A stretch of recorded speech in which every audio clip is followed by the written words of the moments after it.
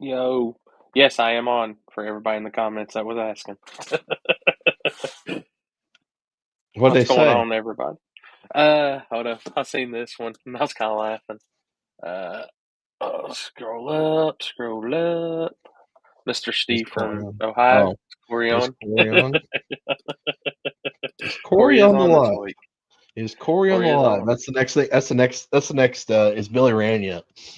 Is Is Corey on? Corey on? What's going on, everybody? It's up, T-Bone. What's up, Everybody. guys? I seen Ease and Bees was in the comments. Up, buddy? What's going on, Michael?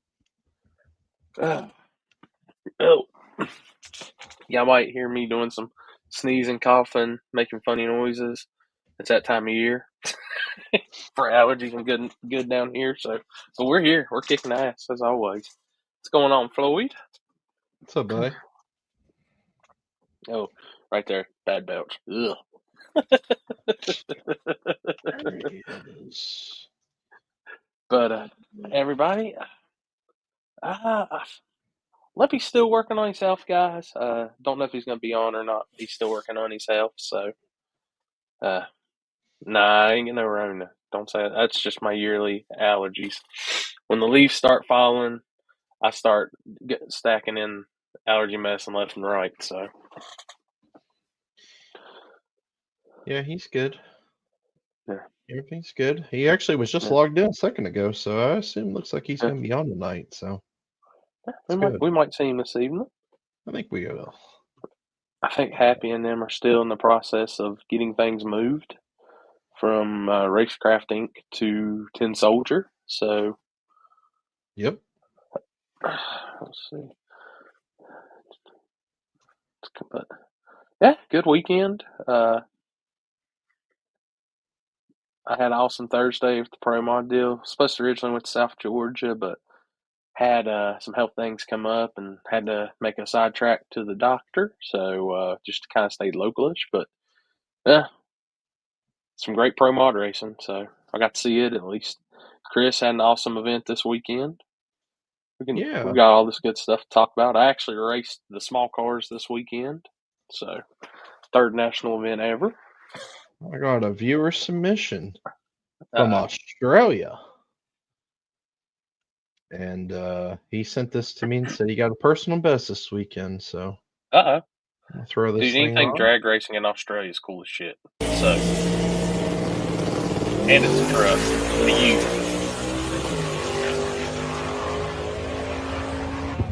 Damn, Rolling. ain't no slaps there. I wonder what tire it's on. I can't tell. I was gonna try to zoom in, but huh.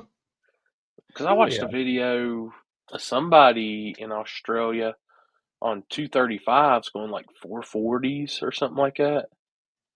Huh.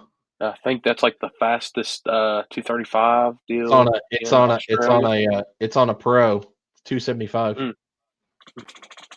Mickey. Which I don't know if I sent it to you, but like I forgot the brand on it, but they have developed like it's only in Australia at the moment, but it's a new drag radial. And dude, it looks cool as hell. Like I'd love to get a set of those stateside and see what they would do. What is it? It's a new drag radial, Hmm. and Who it's got makes it? more lines. God, I'd have to go back and look. I might have saved it, but let me see. I got my phone on loud. I need to turn that down. Yeah, BF Uh, just said people are trying to get them shipped here. yeah. Let me see if I saved the screenshot. Hmm. But no, they're Same cool. stuff. PSR Radio? Is Yeah, that what it's called? Aeroflow. It's Aeroflow. Aeroflow. Okay. Yeah, he actually just messaged it to me. Yeah, PSR Radio. Hmm. Well, I Dude, mean, as bad as 3055 tires are falling apart right now, I mean, there's not a whole hell of a, unfortunately, a lot of fucking options as far as like no prep, low prep, no prep stuff. XTR drag radial tires with a Y instead of I in tires. from Aeroflow Performance. Interesting. Yeah, Aeroflow. There you go. Our PSR. Here, I'm about. Now, this is from July, but I seen somebody had set a record or something on them this weekend. I'm going to send it in the group chat. Okay. Somebody set a record with them? Yeah, somebody said like it's the Australian, one of their Australian radio records.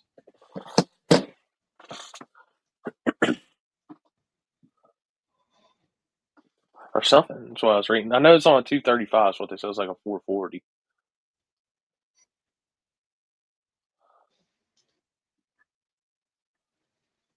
Huh. Like looking at it like really fast, it looks like a Mickey. Yeah, it looks like an old Mickey, one of the Gem 1 or the SS with less lines around the outside.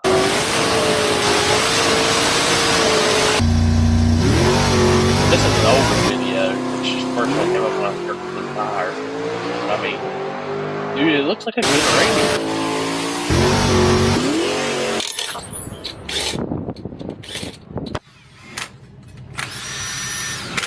See how it's got the two dead center lines, and it's just got a few slashes on the outside. Yeah. So it's an interesting tire. So I'm curious to see if we'll actually be able to get them stateside, which I was talking with some guys. I think there's a lot of guys that's trying to get their hands on the DR3 for some radio stuff around here now. So I mean, them tires seem like they're working pretty well. yeah, I'm curious to see. I know they work really good on low prep and no prep so far. So I'm curious if being a softer tire, with a softer sidewall, how they'll handle a lot of glue, just to see. Well, hey Floyd, if you're still in here, was you on DR3s Friday night when you were racing front side? No, Shane was. I'm pretty sure Shane was. I seen he won little gangsters. Yeah, so they were racing 530, and yeah, he was. Okay, so he was on DR3s on radio prep on 530s. It actually was working. It actually was going faster than that, believe it or not, like at first. So them tires do pretty well, seems like, especially like now, like 42 has really turned their program around, especially since now IHRA is there now and they're using PJ1. And that track is on kill. Absolute kill. Dude, I'm a huge PJ1 fan to begin with. I think it's the best overall glue you can have. So any track that's using that, it's already a step up in my book. But I seen like, well, they've had I know they've always had a radio program, so it's pretty good on Friday and Sunday, the radio side of it. Friday wasn't really that great, unfortunately. And I don't think it has been all year. Like there was only like 6 LDR cars. I think they only had Ducks race kind of going on, so that probably hurt it. Well, I mean, it's the way it's kind of been all year. And I think they only had a couple of no time cars, and I think there was 11 in Little Gangsters, and that was the biggest class. So, I mean, how was Sunday? As far as the testing tune, I think there was 118 tech cards sold. Wow. We didn't have very many in the class on small tire. I think there was only 4. And I think there was only like 8 in True Street, and I think there were 6 in Stick. And it was all 100% payback, so there was nothing guaranteed this time around because they did do that last time, and it kind of burned them a little bit, especially that 10 grand guaranteed on True Street that they did in the spring, and they only had 18 cars. So, but there was 117 paid tech cards on Sunday. There was a lot of cars. Hey, that's 117 tech cards. Even if it's not all class, they're not all in a class or something. That's still a lot for a track day. I mean, yeah, yep. It's always big. That's because in the day it's a slick radio prep. That's all there is going down that track all day long. We did have some unfortunate incidents with some imports that decided to leak. Every one of them leak on the track. It's okay, people. I front wheel drive raced before too. I used to leak Oh, too. it was front wheel drive and it was all wheel drive. Like, Yeah. oh, we actually had a really, really, really, really bad oil down, probably about 30 minutes till 6, which 6 o'clock was supposed to be the end of the rental, and we were supposed to be done classes by No. like 5:30. And we had an Evo that blew up, and he, instead of him stopping, he just kept on going. And I mean, drove that bitch all the way to the time slip ticket booth. With no fluid in it, probably. Probably no fluid in it, and it was probably a good hour, probably at least 45 minutes to an hour cleanup. Jesus. So I don't know who protested just stirring the pot. Hold it. We'll get to Saturday. So as yeah, soon as you know Sunday, people, we got this. Trust us. yep. But yeah. So Shane won 5:30 on Friday. Runner up to Tommy. Tommy fucked up and went in too deep, and instead of him losing it, he lost it on the tree. Instead of almost red lighting. He took So he had to slow up on the tree where he needed to take advantage of it. yep, he was doing so good, and then he fucked that up. Oh, Oh, man. but there was good I've money. had, I think there was I think runner up got $1,000, and shit, I think winner got like, I want to say it was like $1,500. ain't So a bad day. no, not at all, especially for Hell 5:30. no. I mean, hell. So we'll go ahead since I forgot to even do a video. I've kind of slacked today. Shane's a big index racer. Big index racer now. So all right. So how's Saturday? How was the Halloween Rewind? Well, I got a video. Let me find it here. Sweet. Saturday was great. I really didn't know what to expect, to be honest. Had a lot of guys say that they were coming, and you know how that Yeah. is about as good as any as the word of anybody else. Um, but we ended up having 22 cars in small tire, which is my biggest Not bad. car count of this Not bad year. at all. The biggest car count I've had in small tire all this year, which is crazy. For how the seasons went, dude. 22. That's good. Yep. I had 18 in True Your Street. camera's fuzzy, sir. Still There we go. fuzzy. Fuck. There, yeah. There we All go. right.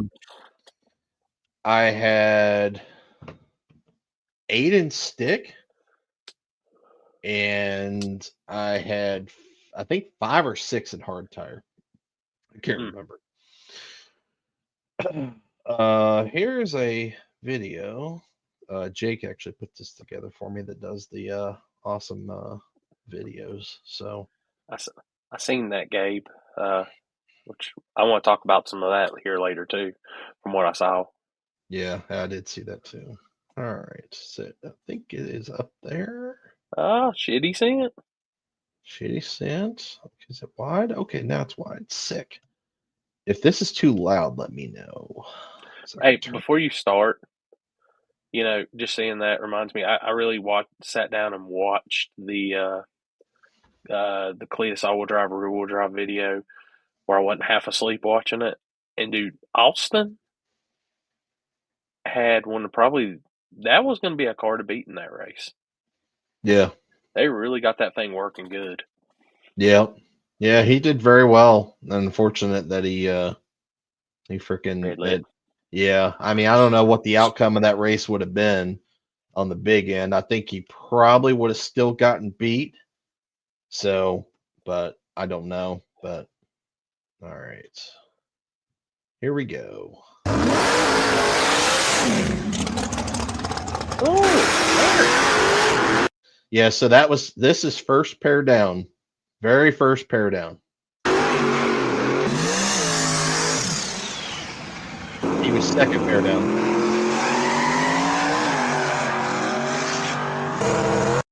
And he ended up going out first round, actually, believe it or not. oh shit. So then you got Mike, and then you got Adam. Third pair.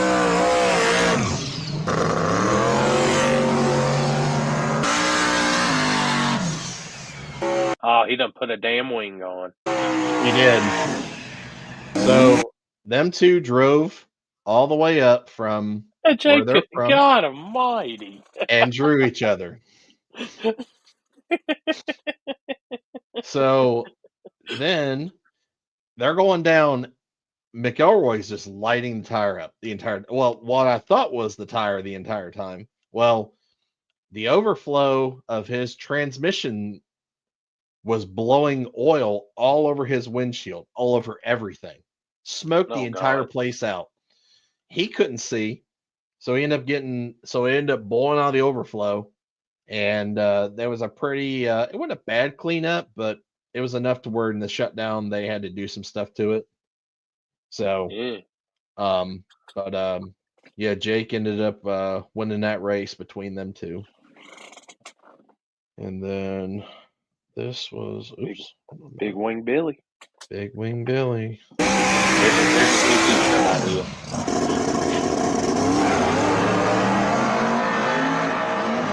That car looks good. Forever.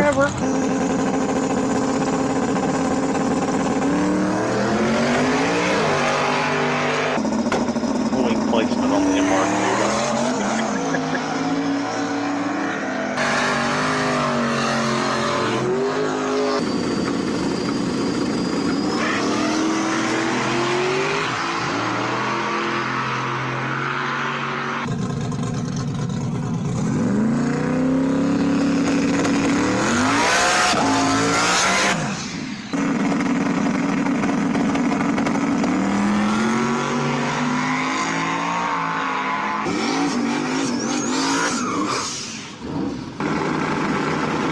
That truck is cool.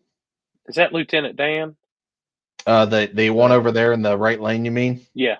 Yes, I think that's what it's called. I think he's from out of he's over towards like Well, Austin, them guys' ways. I know. Well, the Lieutenant Dan was the Mustang he had. That I forget what they call that one now. Yeah, that truck is cool. It runs good. Yeah, that thing's. And I'm surprised he's on a slick. He's usually on a radial. Yeah.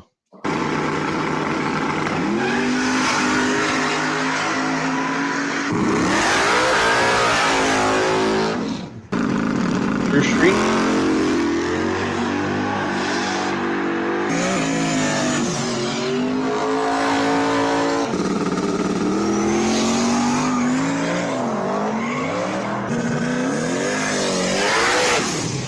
I like that car. There too. They've been struggling a lot.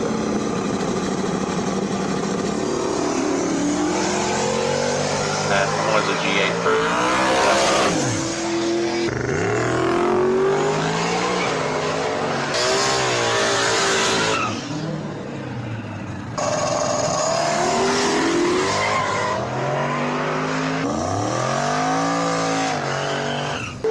Nah, that wasn't Schoolboys on Fox Body. No. No, that was Trevor Mason from Michigan.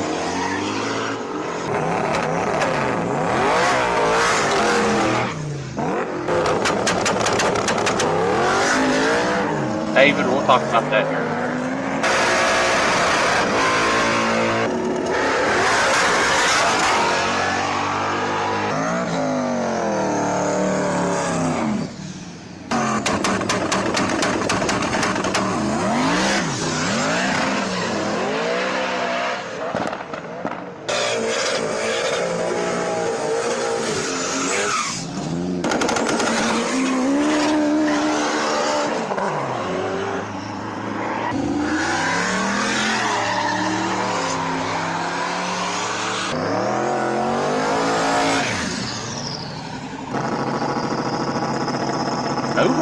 tire?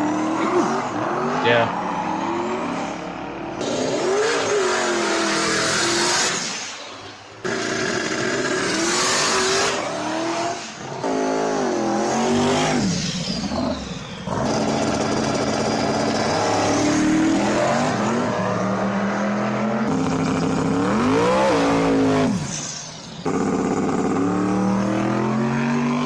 I mean, placement on the MR2 is just Right.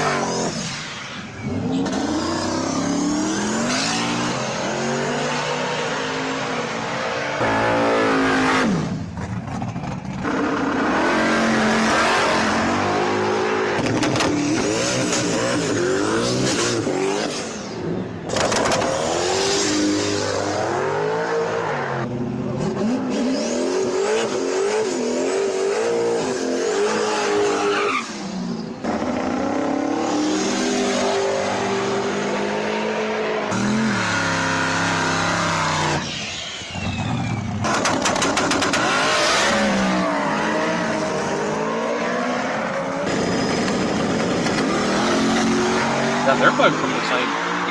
That yellow blazer was the same too. Hell, they had run this. Are they? Yeah.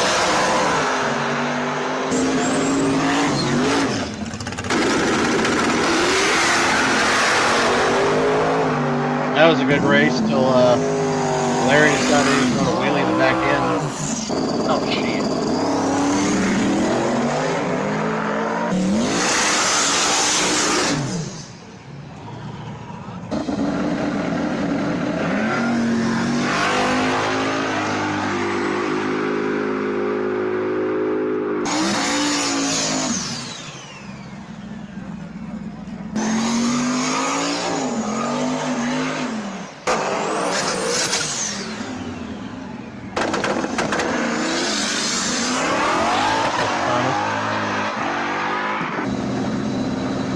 Hard tire final.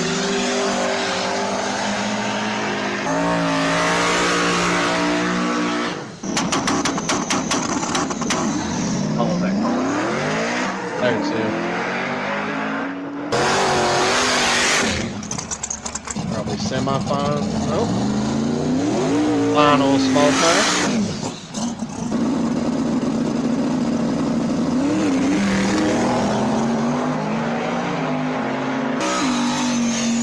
Did he get the jump on him?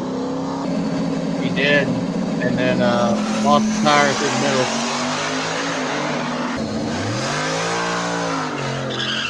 This should be first. Oh, that's the semi-final.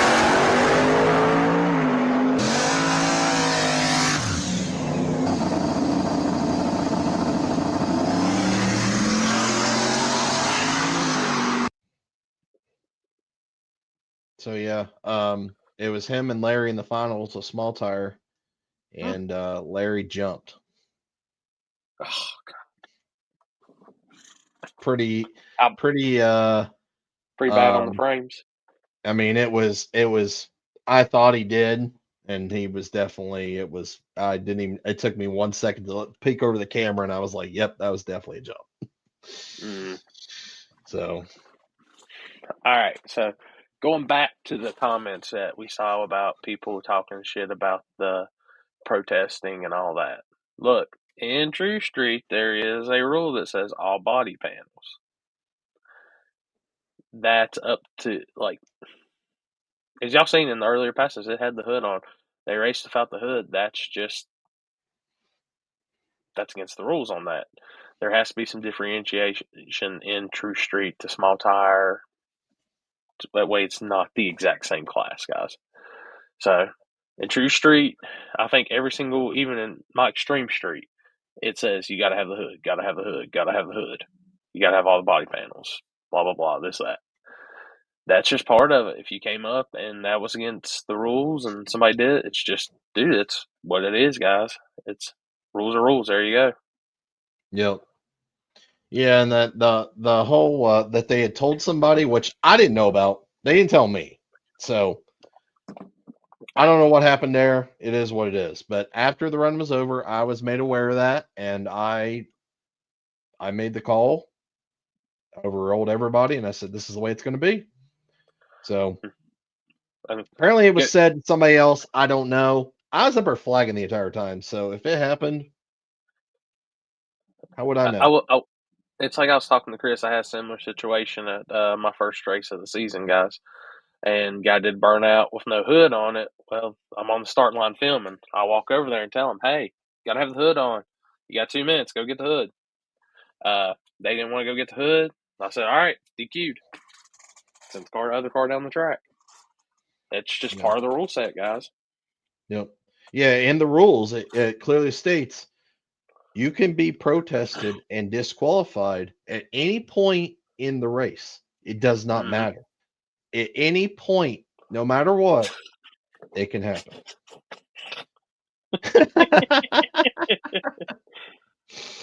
Well, so we had funny story. I want to go back to Sunday real quick. So we had somebody protest something in a class.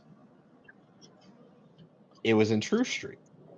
Mm. So they had to go make their 40 or 15, or I think it's a 15 or 20-minute cruise. I don't remember exactly what it was. You had to go to a diner, take a picture, and then come back to the track and go Mm. straight to the lanes.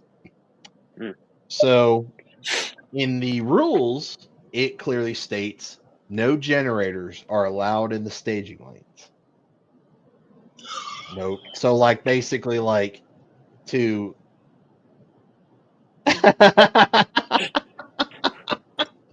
come on now. Gotta keep you honest somehow. Um so I had a guy and what's crazy is like nobody of the racers protested this. It was actually one of the guys who works for Big Three. He said, Mm. "Hey," he goes, "there's a guy at the top of the hill that he has a generator by his car and it's running." So we're like, "Oh fuck!" Like that's the last thing we want to go do is throw somebody out of a class that's barely got any cars as it is. So we get up to the top of the hill, and it's a blue Mustang turbo car. I actually know him very well. He had fans plugged into it to cool his car off. It Mm. was not hooked up to any part of the charging system because that car's got an on air, it's got a battery, it's a street car. And we were talking to him, and I was like, "Listen," I said, and I started looking where he was, and I said, "Hey, technically he's not in the staging lanes," and he wasn't. Hold up, I got one better for you. I'm gonna just pull it up under your name. Oh Jesus!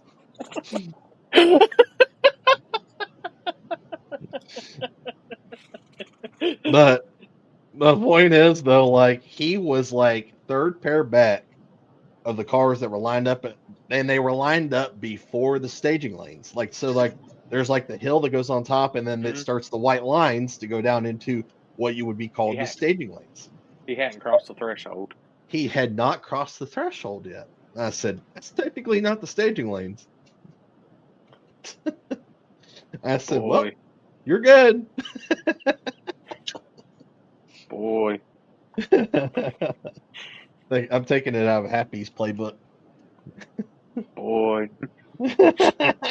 Jesus. Oh. Trevor, you alive down there? Yeah, I'm just driving home.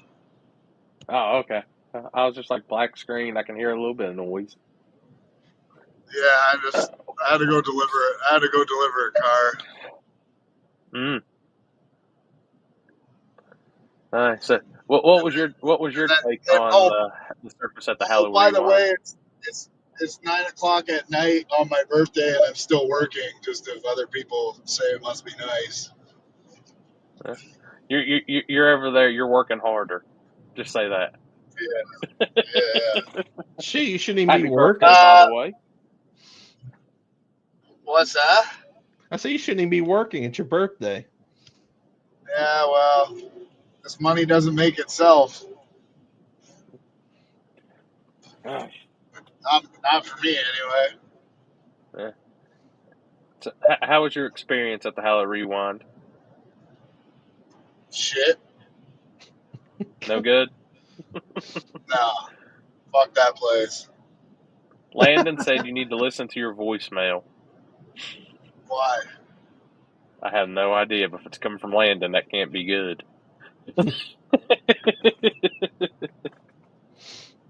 You pretty much. No, Oh, somebody cut Chris's where'd he internet go? off. Ah, shit. He tr- I was, I he was, forgot. I was excited to listen to what he was going to say there, so I could tell him to Oh no! fuck off. All right, he's back. Whoops. What did you say, Chris? What I was trying to say did you just misjudge the surface on your pass? I thought so, but I really didn't. Like, I was looking at the tune-up. I'm like, man, this motherfucker isn't that spicy. Like, because I was kind of shooting for somewhere around the 580 mark, and then I had a bunch on the button, and then I watched the live feed, and I'm wondering if I didn't put it in second gear for second gear leave. Maybe I just left it first, thinking I was in second. I'm not sure if I did or not. I don't remember. So, Yeah. but that motherfucker just annihilated the tire the whole way down, and I mean, it really wasn't that much. Wasn't really that hot, to be honest. Well, it didn't need to be. Honestly, it was slower than shit. Like Yeah, if you I went probably if you went a 60 or a 70, you were in the ballpark at later on the night. Now, first round was first round. If you went a 650, you were flying. yes. Yeah. It was definitely a lot different than it ever has been. Yeah, Which, well, that surface is weird because I feel like it's got that seal coat on top of the asphalt. So it feels good, but it's slick when it starts getting. Like, the surface was honestly better when it was dry, and then when people did burnouts, it was super shitty. So the tune-up I had loaded probably would have went down the dry stuff if I was first pair, but after a couple of those burnouts and I went back up there to come see you, that shit wasn't sticky at all. It was slick as fuck. So, I mean, I definitely misjudged the tune-up, but I'm kind of wondering if because I've only recently started leaving in second gear, so maybe I didn't put it in second gear. It just, I don't know. Either way, I still went out first round. Shit. yeah. What's wild is like as we went on in the rounds, the True Street guys were actually going almost the same times as the small tire guys were on a radio. Wow. I do know that because believe it or not, actually Mike actually had probably the second fastest time there, and he went out second round. Did they just seal coat it where IHRA took it over, or? No, they haven't touched it. It looks like it's coated to me. Yeah, they haven't. Like Because our old burnouts and stuff are still there from 3 years ago. Yeah. Shit. And I actually, so I originally had moved it up in my video that I'd posted on Facebook on Wednesday. I had a spot picked out that I had picked. Well, then on Saturday, the guys went out there and they actually moved it up another probably 15 feet from where I originally was going to start to where it was actually even more out of all the rubber that had gotten, dragged up by the tractor and stuff when they've been prepping and stuff. So, like I was talking to Billy when we were up there. I was like, "What do you think we need to go this time?" He's like, "Yeah, that time." I said, "Okay." Like, I have 1,000 tune-ups in my laptop. I can pick how fast it needs to go, you know. yeah. And Billy was the car before me, and then I went out first round. He got by first round. I went over there. I said, "What'd you run?" He said, "Nowhere close to what we were thinking." He's like, that's probably the worst pass I've made in this car. I said, "Yeah, well, I wasn't so lucky." So Yeah. I probably could have left off the foot brake and it would have went down. Damn. Yeah, it was definitely tricky. Definitely. But like I said, it's funny, like the True Street guys could have been probably competed with the small tire guys and probably would have went rounds in most cases, especially They can Floyd. anyway. Especially Floyd. Yeah, well, he's got a small tire car in True Street, so yeah, it is competitive. Oh gosh, dang. But Man, I take it they wouldn't let you leave on the concrete like you were talking about, Chris. no, Like I it was tried. a week or No, I tried to. They're actually. We might be able to do that. I don't know. We'll see. Mm. We'll see. Honestly, that would probably make the fucking race even worse. Right, going to two different surfaces. Yeah, fuck, you'd be 1T60 foots on the concrete, and then as soon as you hit the asphalt, you got to go fucking 7-0s in the eighth. Right. Dude, I'm up for this. I mean, I want to see a wheel stand into old shit. Right. Yep. Oh, so there's Mr. Aaron getting a D. And there's your Crazy boy. wing placement. There's your boy Floyd. Well, back here you mean? Yeah, the Yep. crazy wing placement. Yep. We got Mr. Floyd. And stick shift winner, and he actually is also the one who won the stick shift point series. So he got a brand new Sweet. T56 or not T or T5 or no, it is T56. I think it is. T56. Yep. That was in the box right there, all good to go, ready for him. So I think it was down to either three. Fuck, I need to go back. I need to go back to stick shift. I think there was like 3 or 4 people that could have won that transmission on Saturday. So Stick shift no prep was not popular when I started. It's got some decent traction right now, especially in the north. Yeah, like I think there was only one other guy that I knew of that was racing small tire cars with stick shift car at the time. You got that Camaro, don't you? What? What? Don't you have another car you were doing for Tree Street? Yeah, that's the one I just dropped off. It gone. Oh, yeah, put a stick in it. No, I was thinking of putting a stick in my 240. I don't know, man. It just works too good as is. It don't work good Leave that car enough. alone. Leave that car What's it alone. weigh now that I Even just? Hey, you know how much it weighs now that I just fucking converted all to methanol? oh God, Yeah, it's pretty how fucking much? light.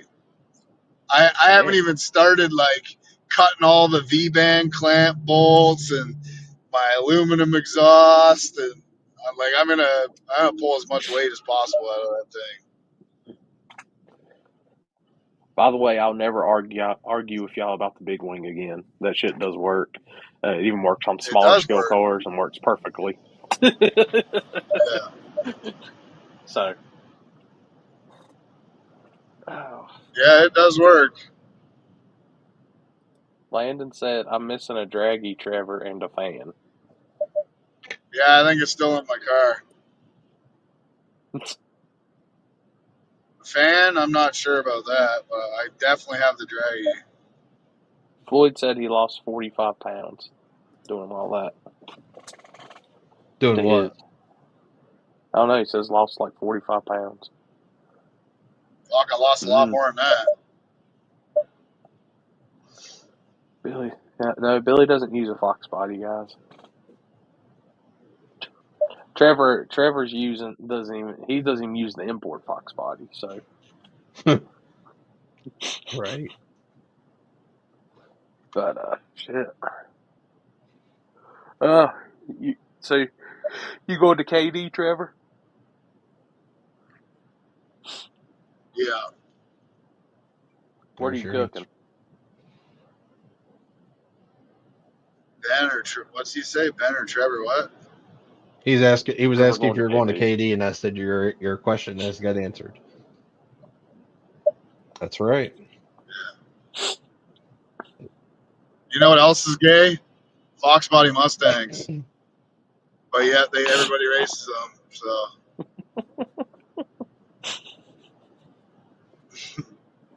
So many people send me messages. Gosh dang. It's a Wang. It's a wang. The one that's being 3D printed for me. At least- it literally at has least- that on the side of it. Big Wang. at least mine is different than everybody else's. True. Oh yeah. You got a drift Wang. I got that real tuner wing. Yeah, I got a real drift wing.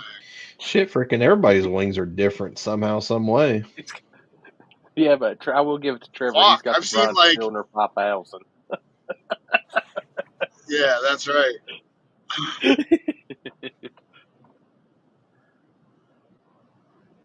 Yeah, I got, that's a pile I was looking forward to. Heinz can wave at you.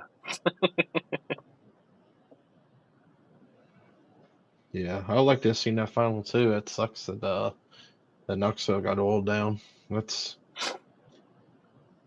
the only thing that sucks Which- about backside stuff is because of you get one bad oil down, that's it. I'll tell you, Witch Doctor getting down on that asphalt at Knoxville, that guy's going to be a player in the backside scene. Was he flying? Oh, did you see the videos? No. Holy shit. Like, very, very impressive. Well, I mean, I wouldn't say that I'm not like surprised. I mean, I seen, you know, as far as how bad he, you know, how he did at Cumberland. I mean, Cumberland was slow. So if he can go that at Cumberland, there should be absolutely no reason he should be able to go on asphalt. Why? Sure.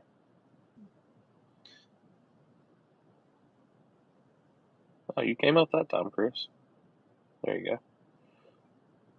And he didn't have any slouches either, dude. He had Willie Dynamite first, then Patches, and he got out on him.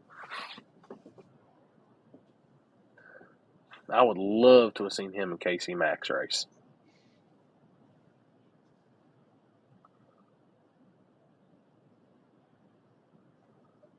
Gab Media, you got the link, homie. Hit that invite. What's up, buddy?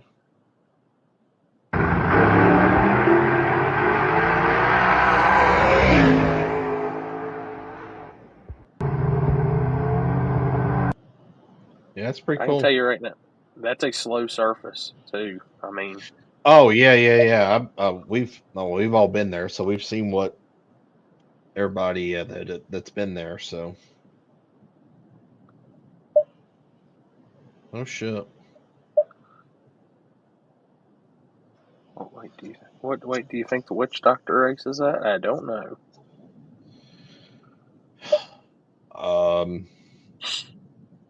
I don't know. You'd have to find a place to put all that weight. I'd say he's probably got 200 to 400 pounds. I'd say. I can tell you he probably has whatever it takes to hit a certain rear bias. Yeah. Yeah. Doesn't matter how much weight it is. He hasn't. This is where people get all fucked up, right? They're all worried about weight. I see it all the time. And I was telling your buddy Mike there in that Camaro, motherfucker, if you got an engine and you're running it on 15 pounds of boost and you're trying to save weight and you're going down a backside, what's the point? Put 700 pounds in the back there and use your damn motor. You got enough motor to drive through it. Oh. More weight you get on that tire. I mean, there's a limit, but the more weight you get on that tire, the better it's going to work on shit. Yeah. Well, I think. I mean, look at Jeff's Vega. That thing was what, 2,100 pounds, and that fucking thing was violent. Yes. You could not control that car whatsoever. It needed another 1,000 pounds in that thing.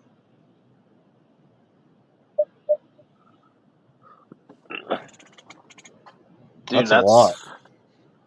I use that same. I mean, that's why same premise I use even in the smaller cars. Like even this weekend, like I was adding, like I've got the weight to where I'm moving it to where I want it in the rear and throwing power. So I think that's a huge misconception in a lot of slick tire racing that people don't understand.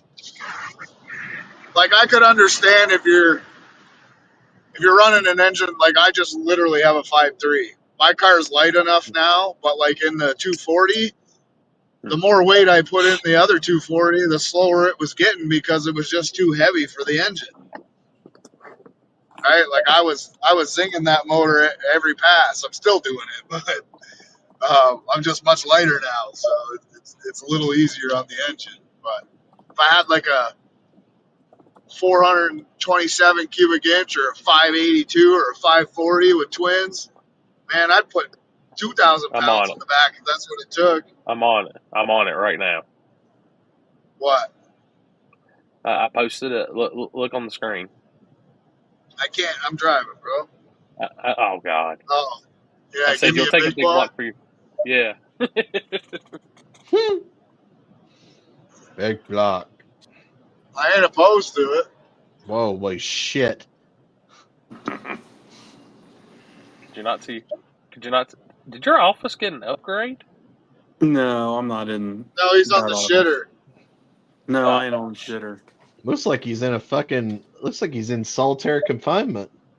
I'm locked up. Don't let me out. Easy there, Akon.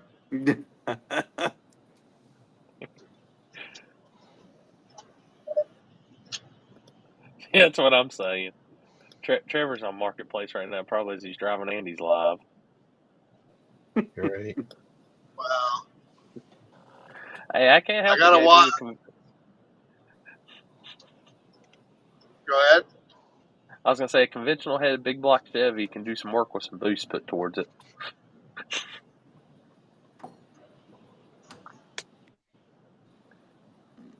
I honestly might be putting a small block Ford in my car, I ain't gonna argue with that either. and not a fucking Coyote, like an old school small block Ford Bushrod. pushrod motor. Well, I got this. I'll tell Houston to sell you his, and then he can put a Coyote in the Zephyr. I'm taking that one out of fucking eBay Bandit. Yeah. When Landon's done with that one, that's going in my shit. You can get that. Yeah, I forgot. Logan Duvall's got his small block Ford for sale. Yeah, I but did that's see rich that. guy shit. $391 with twin Right, 76s. right at the bottom in capital letters. This is not a cheap engine. Yeah, we get it. All you had to do was Easy, scroll the baller. picture and right on the heads it says Pro Line. Like, yeah, just keep scrolling. I mean, you can find some used Proline shit for a decent price. Yeah. I mean, that's what Matt Jones did. Yeah. Honestly, he didn't pay fuck all for that Proline engine that's in that S10 compared to what he got. Yeah.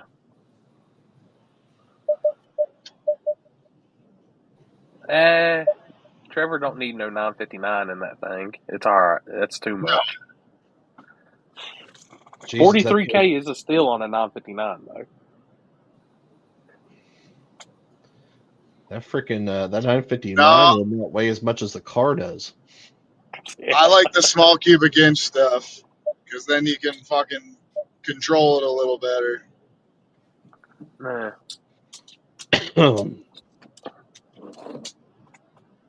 I wish I had the torque curve of a 5.3 with the power of a big block Chevy. Turbo big block Chevy. That would be amazing. Right. Yep. It's hard to outpower something like that, especially on the big end, having a big block. But I mean, anything can happen.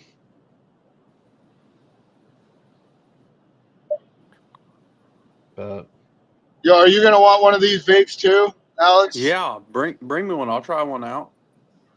I'll be there Friday morning. All right. Yeah, I'll I'll vape on some of it. The way your chips are, it's probably 10 times better than the shit we get down here. Oh, it absolutely is. Did y'all say something about chips? No, kind of. What do y'all think about that Tin Soldier announcement? That's cool. Pretty sweet. Got so much shit they don't know. I don't know where they're gonna put it, I know. So I was happy yesterday. I said, where are they going to put all this stuff? dude. I talked to Happy. This has probably been 2 months ago about it, and Jason told him like, "Man, we'll figure it out. We just got to move some stuff around." And I went, "Bro, I don't know if it'd be able to fit all that in there." And I didn't Right. know the extent Dude. of how much shit they have that they're getting. Right.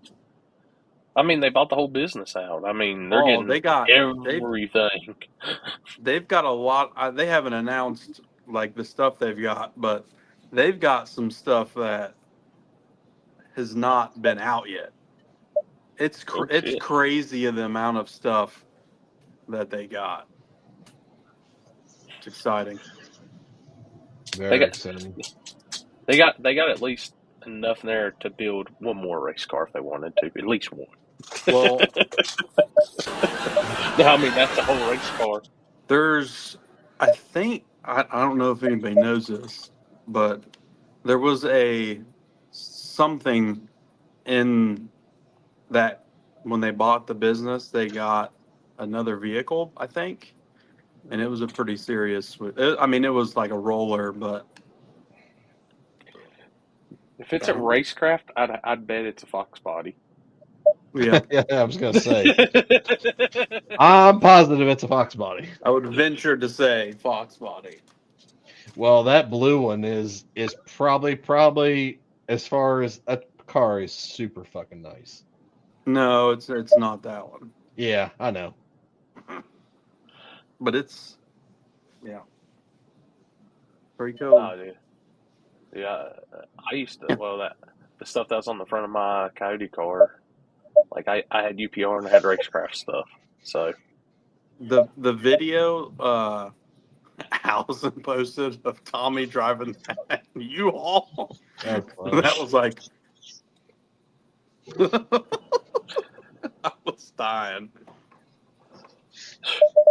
I don't know. Have you ever drove a U-Haul? Oh yeah, I've driven like that like a big U-Haul, and that's sketch.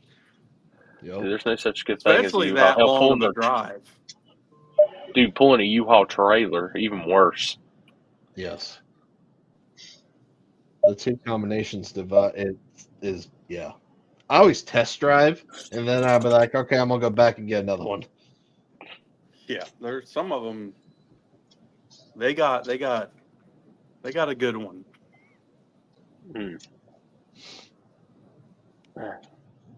Which they've been taught that'll probably be a good. Well, them getting that'd be a good first drives them on a PC. What? Oh, shoot. My trucks drive way better than that. I can promise you that. But I know those guys. They got to probably. I think they've had the itch to get back into radial stuff. So Fox Body would be really good for them to get back into radial racing Oh with. yeah.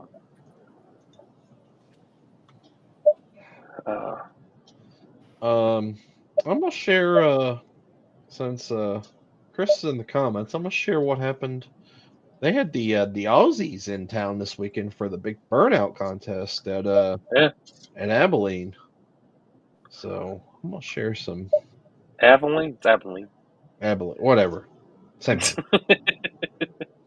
Dude, that thing's so Here. sick. A That thing Holden is with so a sick. blower sticking out of the hood will So always be the sick. coolest shit in the world. No. Makes me miss mine. No.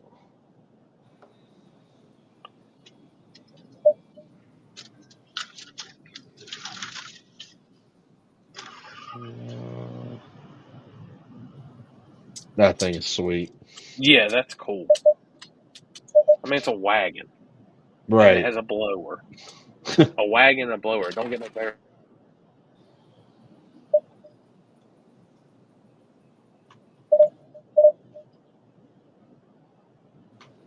Old school.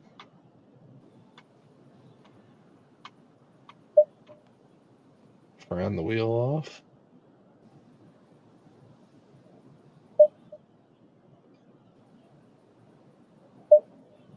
Like a Datsun, kinda, I think so. or what they call them over there. Oh, a Datsun.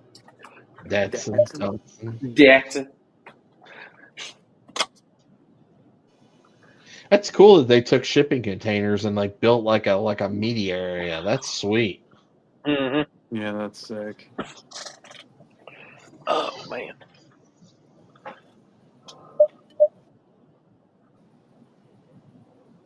How many guys ended up coming over? There, that's perfection as it gets right there. Yes. A whole newt. Yep.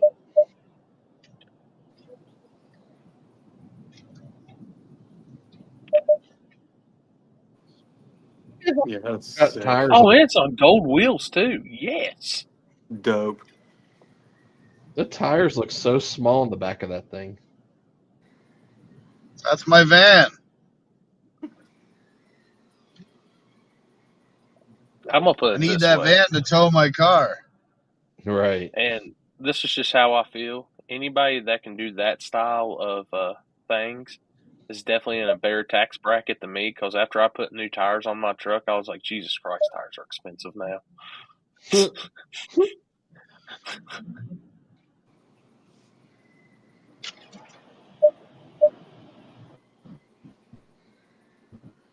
Thanks. Nova.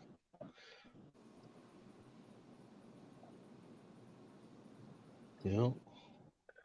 I mean, I'm not gonna knock them what they're doing. That's their thing and stuff. But me personally, I could see that one time, and then I'm like, well, it's just a bunch of burnouts, and like after I see it once, I'm good. You know what I mean? You almost have to, if you do go to an event like that, it has to have Quiet.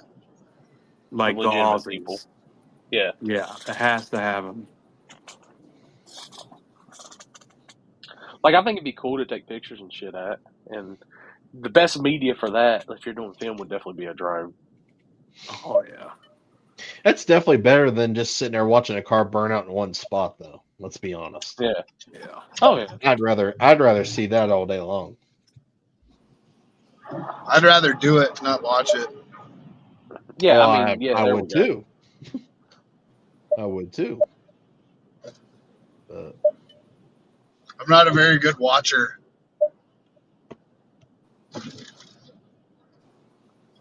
you know, Oh, not too much, Joseph. those We're just guys hanging are on around. tour. Yeah, because they weren't they at Ice Cream Cruise and then they went to Abilene, maybe. I don't remember. Mm.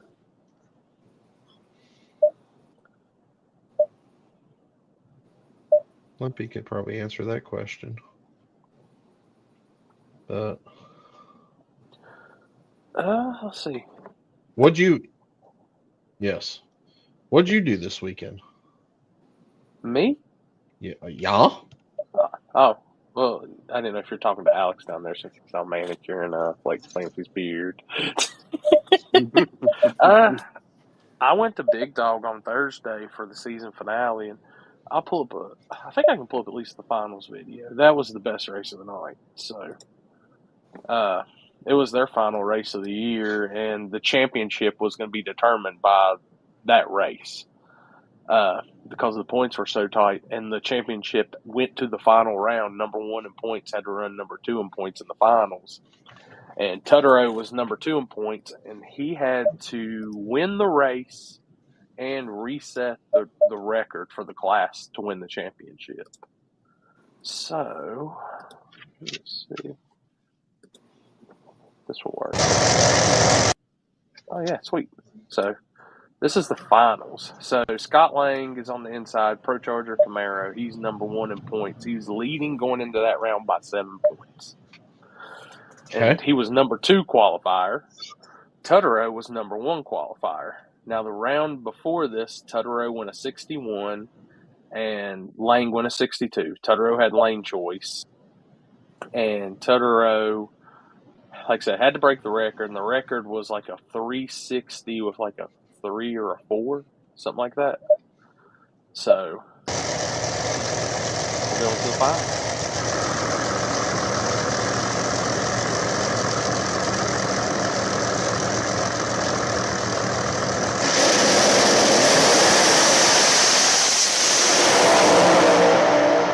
Man, that was a race. Yeah. Lang went 001 on the tree, and Tutterow drove back around him. So the screwblower car got the W, and he went a 360 with a 0, resetting the record in the finals. Damn. That last round literally determined the points championship. So Tutterow got the win, got the points, and if anybody's followed that style of pro mod, big dog, anything like that, he's a legend down there. So I don't know how many championships he's had, but to come back this season, get another championship. And what the crazy thing is, those cars are heavier than PDRA Pro Boost, I'm pretty sure, because they're on World Series of Pro Mod rules plus 25 pounds. And to go a 360 flat at Piedmont. That track normally fast? It's a good pro mod track. They do some good radial racing there, but it's still a little bit an old school track.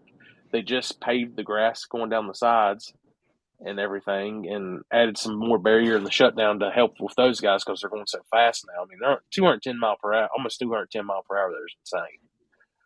So, like, that's pretty cool to see. But the crazy thing is that whole track's getting bulldozed. Like, yeah, because Charlie bought that, correct? Yeah, they're saying it's going to be the twin to Galot. It's going to be that nice.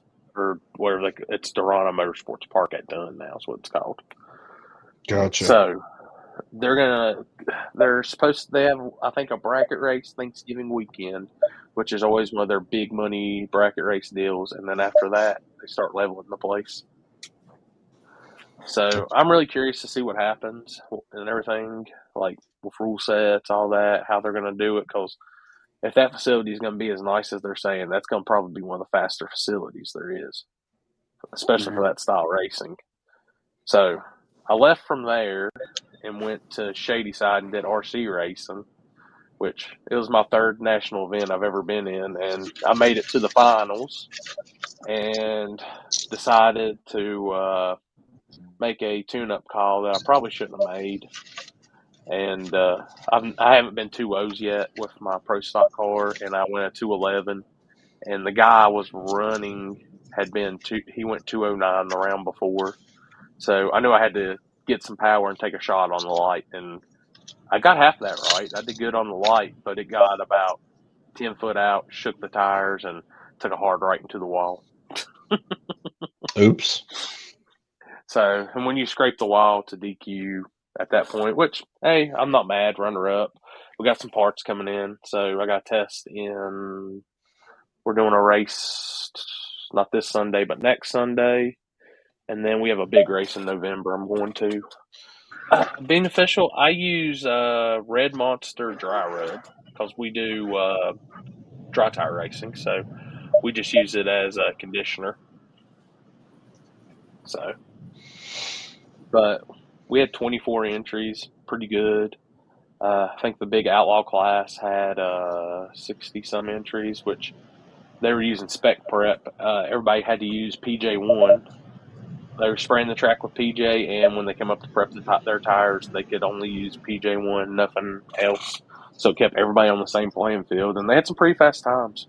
So the fun part was Friday night in testing when I completely destroyed the car, the wheelie bar, and everything on my very last hit, and had to throw everything in the truck, head to the hotel room, and rebuild the whole car. So go completely over it, rescale it, re-square it on the jig, all that good stuff. So came out and start running the number every time. We did some chassis adjustments. So it's pretty much like it's a 1/10 scale of a big car. That's all it is. Except you can work on it on a table, thank God. Right.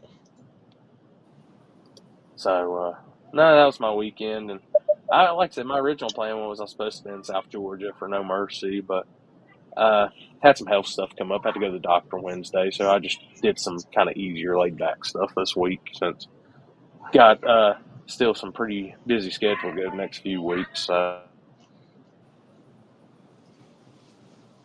Right. But just took it easy, and then got Carolina Fall Brawl this weekend. So we got it's radial racing this weekend. Was there anything at Lights Out that or was it No Mercy this weekend? That's right. No Mercy. No Mercy. Yeah. Was there anything that impressed you this weekend? You know, just with what I tried to stay caught up on it. You know, I was really surprised that a lot of the no time cars went class racing this weekend. Last weekend they were racing for $100,000 on 275s showing no times, and they didn't show times all year. And then they went no time race. They went class racing this weekend, which just put in your mind, people, the cars that did show times. Like we'll go out on a limb with this one. Tommy Humans' Elvira car, the purple Pro Mod Camaro screw blower car that's been running the 275 stuff like a Big Jakes and all that. It went up 349 this weekend at weight. So on 315, they were on 315 in RVW. So that's pretty cool to see because that thing with no weight on a 275, I would say probably isn't much slower. So I seen Stephen Barnett and them. They 10 Soldier working on that car. They won X275. That was pretty cool. That's a good running car. Wesley, I think he was in the comments. Is it Perez and them that's got Calavis's old car? X275 legal, going 4.0s, 407 with a small block and an 80 millimeter on it. Small block Ford, actually, too. Yeah, they had some rough wrecks this weekend. I seen that too, Billy. Yeah, fucking what was that, Wednesday or Thursday? That was pretty bad. There was a couple of multiple right after one another happens there. That sucks. Yeah, what was he? Yeah, Perez going 407 in that car. The one on, it was the Thursday night one was the one that was crazy. The back-to-back wrecks. Mm-hmm. I know I was talking to Wesley back and forth. He keeps up with it pretty good, and I know he said the GT500 lifted a head gasket, and that caused that one. Charles Holes was violent just by how hard that thing went nose first into the wall. I hated seeing that. That guy's pretty much an OG in that stuff, and it was within the first 100 foot that thing went hard into the wall. So it wouldn't even had got up to the speeds and stuff like you would think to do that style of damage. But man, Yeah. but otherwise than that, just like That's Preston's what and he them going does. 221. Yeah, that was cool. That's It seemed like they were having some issues there when it got down to the nitty gritty of the event, which sucks. But yeah, and I think they dealt with. I was talking to a couple of my buddies that were down there. I think they had weather to deal with all weekend too, so I know that didn't help. yeah, because they pushed Sunday pretty fast, didn't they? Yeah, I know. And they must, and I know they're racing during the daytime, which I seen Lyle won Pro 275. He beat what's his name in the Corvette, going 370, which is pretty good. And what's cool to see, it's cool to see that car, the salvage title car, running that, and then that dude was in the finals of King of the South on slicks. So I think you're going to see a lot more of those Pro 275 guys making the transition back over to slick tire racing, especially for money. I mean, hell, I don't know how much. I'd have to ask Lyle how much they changed, but we refer back to the video of Lyle going down the track in the one lane, radial extended up, and Larry Larson squatting back like a slick tire car. I mean, that's how Lyle's car looked on the radials too. So, like I said, I think we're going to see some stuff. Yeah. Andy's got a question. Chris and Oh. Alex, you guys going to KD this weekend? I'll be there Friday and Saturday. I will not be. Unreal.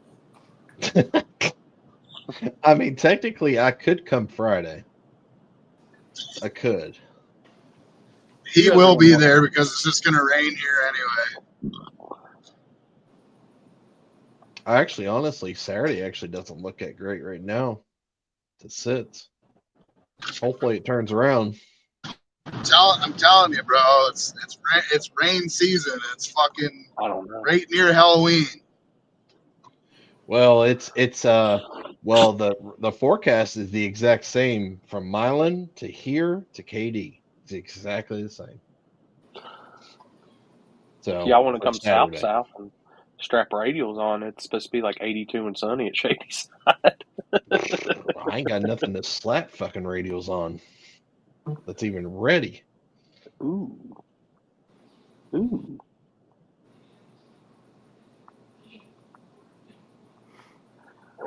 I know I was talking to Houston. I might actually see him this weekend on the radials. I was like, what?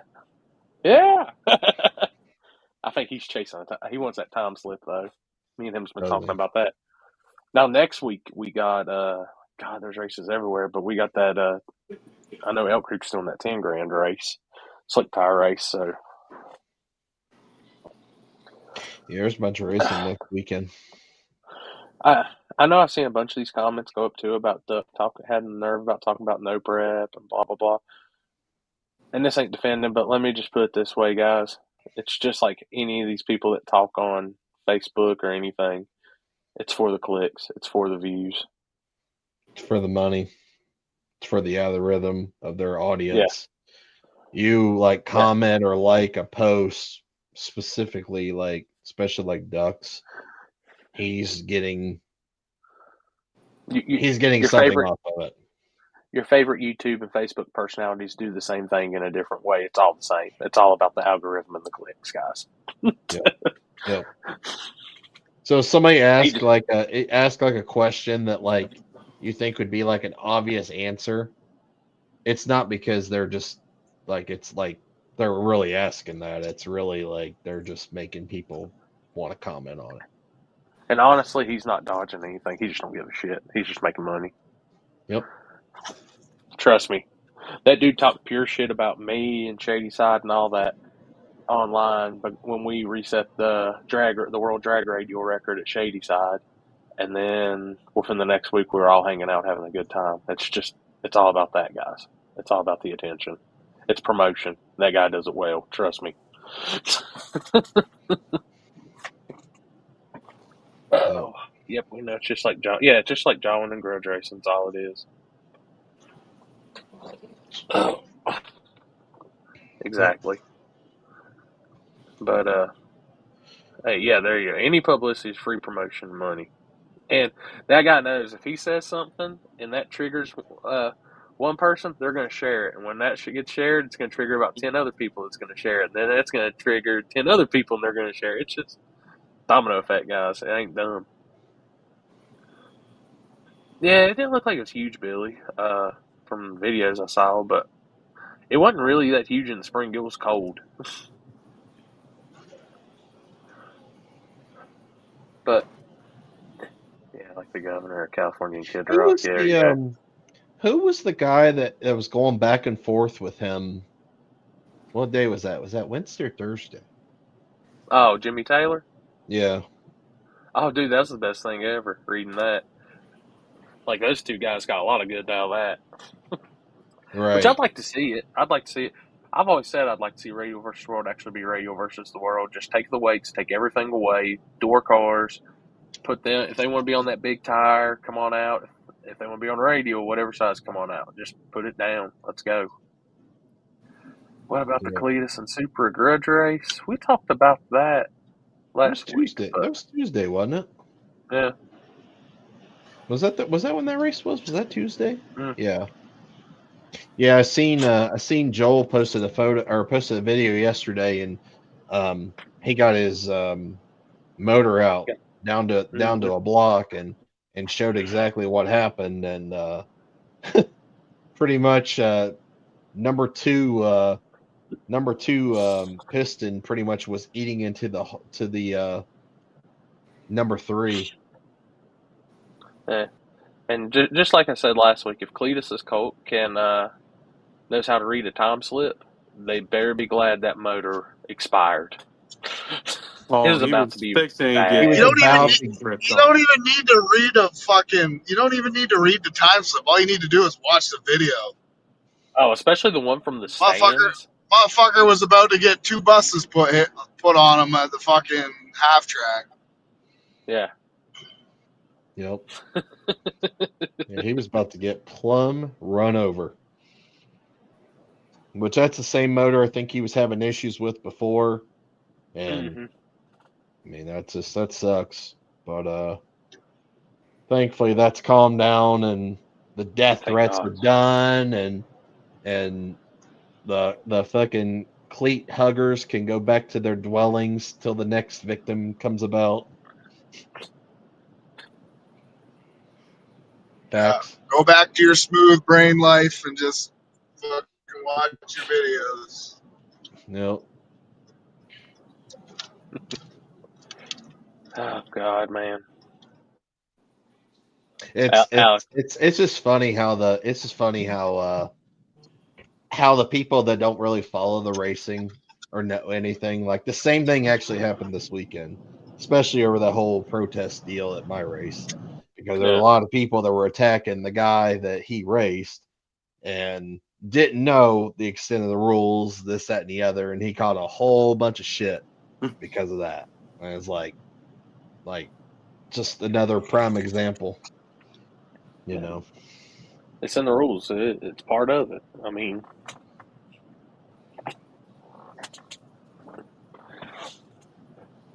I think that's there's a positive and negative to YouTube, and I Clit, love the clit positives, but huggers, cleat see some of that huggers. shit. It's oh God, the king of junior small tire has graced us with his presence. Gang, gang. Oh, Are you in Florida or are you still in Canada? No, I'm at home. Uh, Why, you like my artwork? I can't tell because you've got the phone turned portrait mode. There you There, go. better? I was gonna say, what period did that painting come through? Is that like one of them 1800s Yeah, that's $1 million paintings? one of the ones, from one of those famous dudes. It came out of King Arthur's court. Yeah, somewhere like that. What's happening tonight? my Oh, God. not much. No. Just sitting here talking a little shit. Where's the rest of the boys? Where's Limpy at? He's He's still a little under the weather, but Oh, he's he's under the he's weather still. he's in the comments there. he's in Oh. comments. I And just seen Happy's something go by. helping. They said they changed the rules of junior small tire because of you. They change everything all the time. It's annoying. Every year, it's not like it's everywhere. I don't know why we always are changing rules all the time, but I know you're going to be changing True Street rules next year. Like it's always, I don't know. Getting tired of the rule changes. You know what my personal change is going to be for True Street rules? What's that? Either going to run 530 or you're going to run small tire my races. Yeah. I mean, that's where it's getting to realistically. There's Limpy. There he Oh, is. there he is. The G. I did it for 3 races, and I've had 5 or less cars on the front side. So I'm like, you know what? I'm not putting no more money out of my pocket on that one. So Yeah, I don't know. I don't know what the solution is, but I don't know. For me, it just gets annoying because it's like you try to stay in a certain set of rules, and then the next year they add something else, or they add something else, and you're just like, you get tired of changing shit, honestly. I mean, small tire is the easiest class for the most part because most of them is just 28, 10, 5, and that's it. I will say though, like I told y'all on the group chat, I said earlier, big wings do work even on small scale cars, so they're good in my book now. Oh, now the big wings are acceptable? Maybe not the rules, but in my book, they're good. I mean, everyone's gonna have a big wing next year anyway, so what's the fucking? Who cares at this point? Why outlaw them in certain classes? Gonna make a small tire class the no big wing class. Yeah, like I don't know. Yeah, Mike's always in the gray area, man. Yeah, no, he didn't change the rules yet. I just found it funny when I saw the first rendition. I'm like, so basically, we're changing the rules so that I can't run in that class. That's cool. I'm good with that. Nah, if I didn't want Mike to run, first rule would be no Canadians, except Yeah. for Trevor. Oh, What's your True Street. suspension rules for True Street? Like, can mid-sized trucks run a G-body Fox? As of now, I don't think you can, but again, that's another gray area that everyone's starting to lean into when it says stock style suspension. Stock, and then they're like, stock style to what car? I mean, it should be, if it says stock style, if it's an S10, it should have leaf springs. That's it. And if it's a Fox body, but then again, it makes it a Fox body class, like they say. Larry said wings aren't safe. They make you wheelie through the finish line. I seen it. That's true. I You see a know, lot of you know cars what do else? You know what else is not safe? About 99% of the no prep cars that are racing. that. Yeah, that's another thing.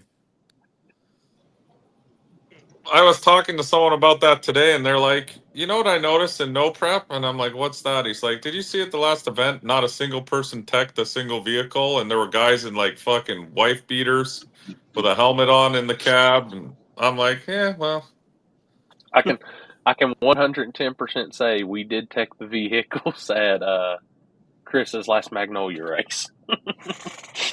How dare you call Jeff out on that after doing that at one point in his life?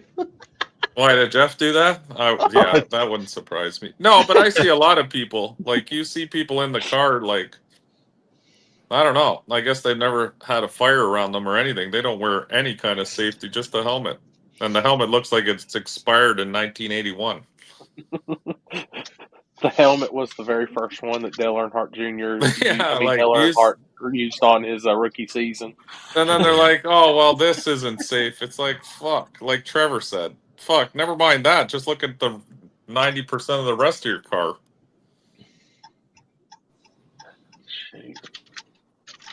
But did you guys wish Trevor happy birthday? Yeah. You're damn right. 1 year older, head grew 1 more inch bigger. Yeah.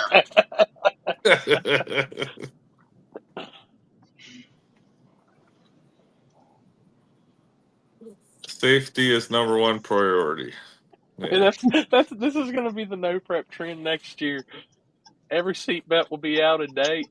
Everything else will be like no fire suit, motorcycle helmet, but damn it, we got a big wing. Yeah. Big wings to the front. No, you know how many people have messaged me asking me how to secure a big wing to the S10 chassis and all this shit, and I'm like, yeah, next year that's all you're gonna see. Every car, big wings. Oh, if anybody does need a good S10 chassis for no prep, my buddy's got his for sale, so let me know. There's a lot of cars for sale for really good deals lately, I've noticed. Yeah. Let's see. I got a fan submission, I think.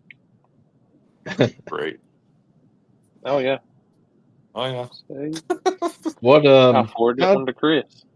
How'd your weekend go, Mike? Did you guys get that race off? No. My first pass was not in the rain, but the surface was still wet.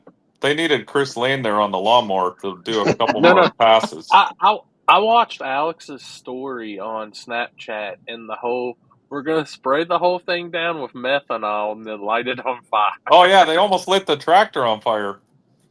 I was like, damn Canada, yeehaw. Yeah, like the first, well, no, I can't even say that.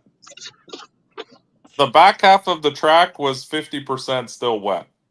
Like actual, like wet. Pretty sure someone said it was going to rain.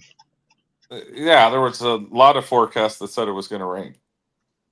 But they No, everybody dried said it. it wasn't Well, going to rain. they dried it ish, and then they started the race, and then one guy hit the wall, and then it was too wet to race after that. But it was actually drier at the end than it was in the beginning, so it was a weird concept to me, but it is what it is. I mean, once that guy hit the wall, I think they had enough of that. I don't think it should have even started the way the track was, honestly, but I know they tried their best to dry it and they wanted to see some racing, so I get it. But No offense to that guy, but he left the line on limiter and just held it on limiter until he hit the wall. So no, I know. I don't think it was the weather that was kind of my point. yeah, Is the track was some people actually just need to know when to fucking lift. Like, well, I don't think that guy no prepped. I've never seen that car there before, so I think that was his first experience. And luckily for him, it didn't look like he hit the wall that hard. It came in pretty soft. But then they were like, "Well, now it's dangerous, too dangerous." But I was like, "Man, it was more dangerous when we did our first pass. It's actually getting better now." But anyway, yeah, it didn't end up happening, and they gave everyone back their buy-in money.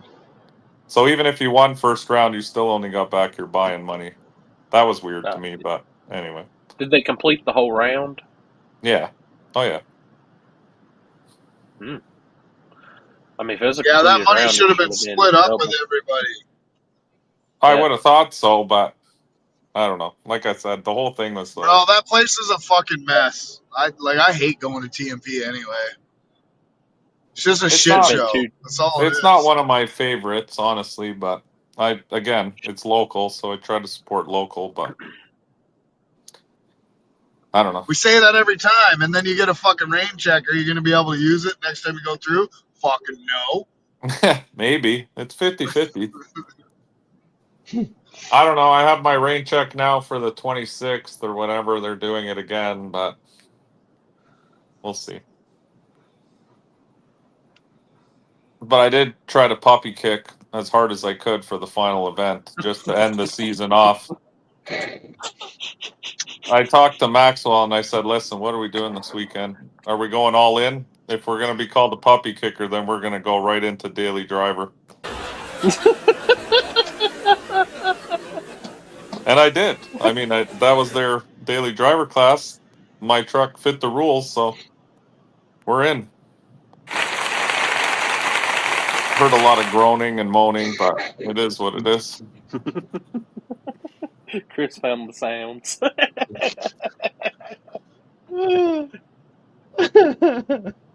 I feel that was perfect.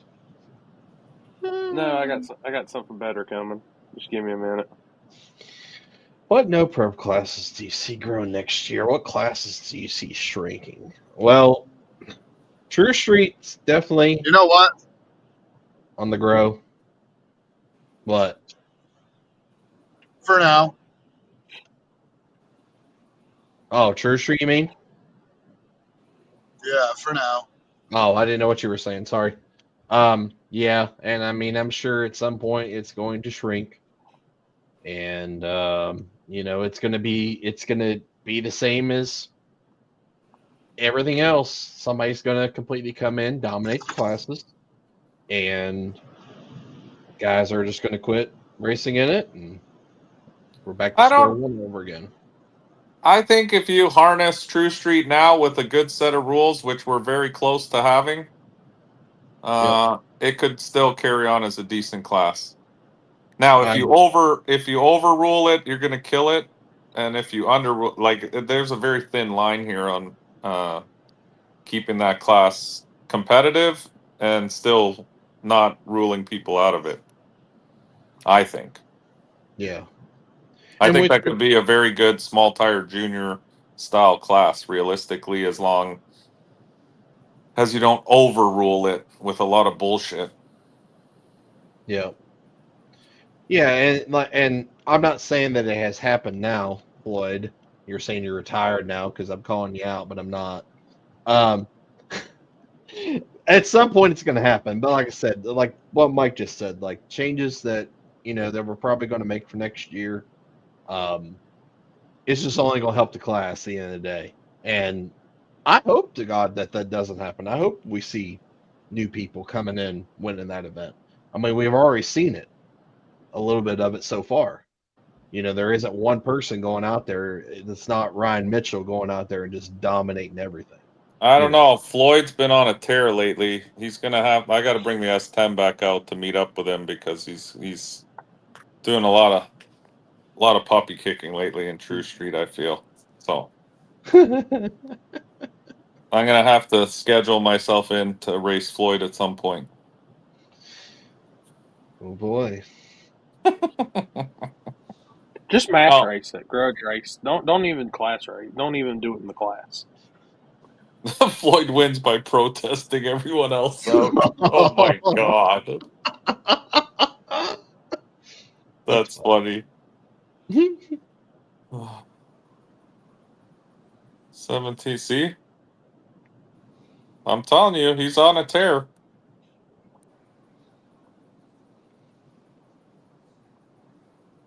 He'll probably be there. I think. No, I think True Street is a good class. Like I said, there's a little modification that needs to be done with the wings, but I mean, outside of that, I really don't think anything else needs to change. Because I mean, the rules we had this year, I think, are good rules. Like, the only issue really was the wings. That was a problem. And I agree, and I have a big wing. I agree that they shouldn't be in True Street 100%. Yeah, which I like the idea of no wings. Make those cars look street car again, and that's it. I'm good with that. And I think you're going to see that. I think that's definitely going to be at least one thing that will get changed for next year. Fan submission in your inbox, Chris. You know what else you should change? What, Trevor? No rads, and no turbos in the back behind the driver. I knew it was going to be something stupid like that. Turbos must be mounted. It's not really a True Street car, but that's okay. Why is it not a True Street car? Yeah. Because it overheats? Doesn't overheat. Well, what's a wing? Why? Because what's the wing do to make it not a True Street car? There's wings all over cars on the street. I don't know. People don't like. This is my argument. You want to fucking outlaw that? Maybe you should outlaw all the shit in the bed of trucks and in the back of cars. There ain't no fucking cars running around with radiators in the back. Doesn't matter that it doesn't overheat. Make it look like. Maybe you want it to look like a True Street car. Make it look like a real True Street car. I'll put a bed cover on, and you don't know what's in the bed. I still do. I'm just talking about in general. You know what I mean? Like, it never stops. The wing argument's stupid to me. So. A lot of people don't like the wings. Yeah, well, I don't like small tire cars in True Street either, but yet here we are.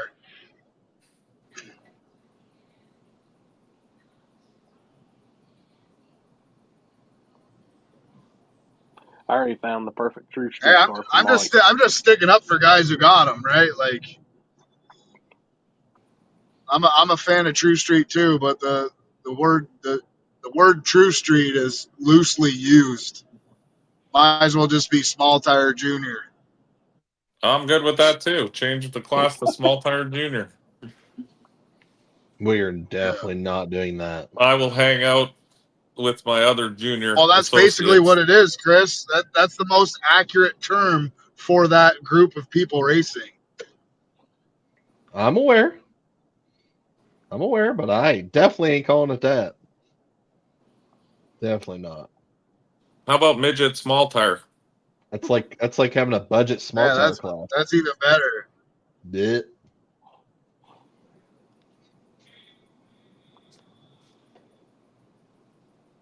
Sounds like Trevor needs a birthday hug.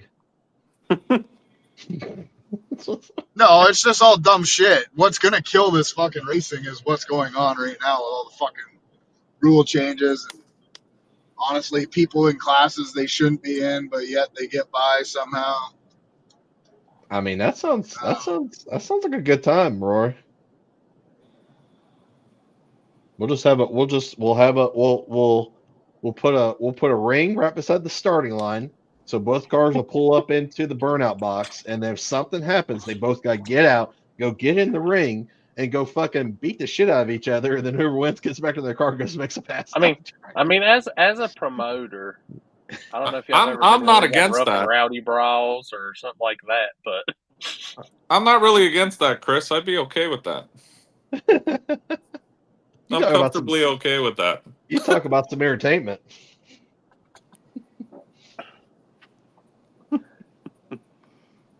see you, Limpy.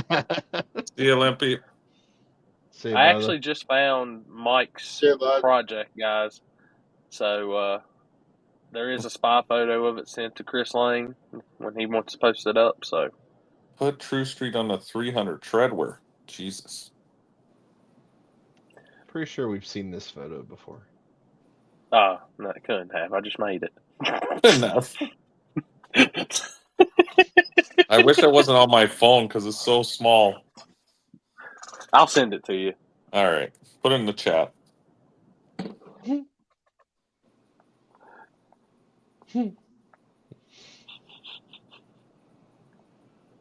Maxwell. Where's the play this weekend, KD? Interesting. Probably not, looking at the weather. Why, it's supposed to rain again? That's what sucks about this time of year and the spring. Yeah, in all honesty, it actually looks pretty bad. Yeah. Really? And it's not just KD, like Chris just said. It's Milan. It's everywhere. Like, it's coming across all the states there. Yeah. Yeah, there's a pretty big frontal system coming across the U.S. right now, and it's going to make it to us on Saturday. You sure? Just reading what they said today. I just pulled up on my weather app, and it shows Friday at KD. 70 degrees and 6%. And Saturday. Yeah, Friday, but I'm not driving down to KD just to race Friday and then get rained out Saturday, Sunday. Mine says Friday, 67, partly sunny. Saturday, 0% chance and 78. Mine says Saturday, 82. Mostly sunny skies for the daytime, but the nighttime says cloudy with showers. 60%. Yeah, it doesn't. I'll just start early. Mine said 60% too. Yeah, mine does not say 60% on Saturday. I sent you the screenshot of what mine said. But...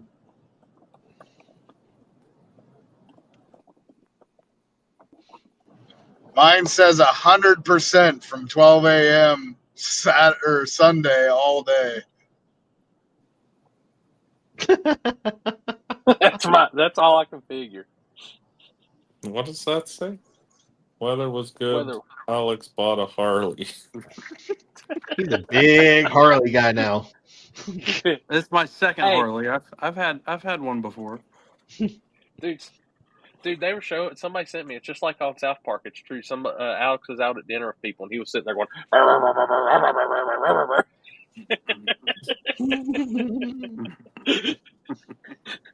We'll see what it shows Thursday. If it's looking like rain, I probably won't end up going. Yeah. You guys are going to learn something about Trevor. This is what he says every fucking weekend. And then instantly on Facebook, he's posting on his way to KD, halfway there. I'm not driving. Motherfucker, I am not driving anymore just to spend fucking $1,000 and not race. Come on. You know you'll be there. No. If Thursday it shows 60%, anytime Saturday, I'm not going. Okay, I'm taking over-unders on Trevor driving to KD if anyone wants to gamble. I just told you, if it says anything more than 60%, I am not going. So take all the bets you want. One thing that I'm tired of doing is fucking wasting money on a chance. Because it's happened constantly over the last couple months. So I got better shit to waste my fucking money on. Ben, don't unpack your bag yet. It's still early. That's what I said. Thursday, we'll see what it says. But by judging by what my weather app's like all the time, it's probably gonna rain. Mine's usually not wrong. You guys argue with me every fucking time I say it's gonna rain, and then it ends up raining anyway. Oh, I don't argue. Alex argues with you. Yeah, Alex always, mine doesn't say this. I'm like, Alex, we go through this every fucking time, and mine always is right. For some reason, I don't know why, it just is.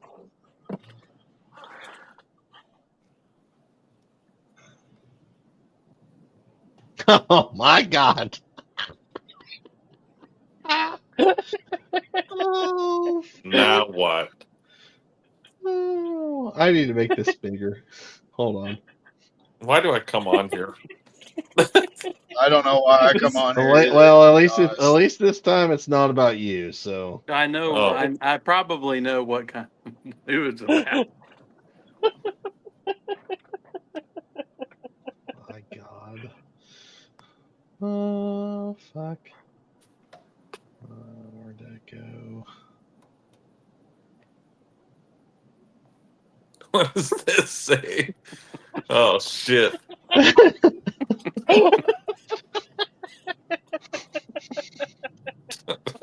It's the best part. That is probably top 5, one of the best South Park episodes there was Yeah. ever was.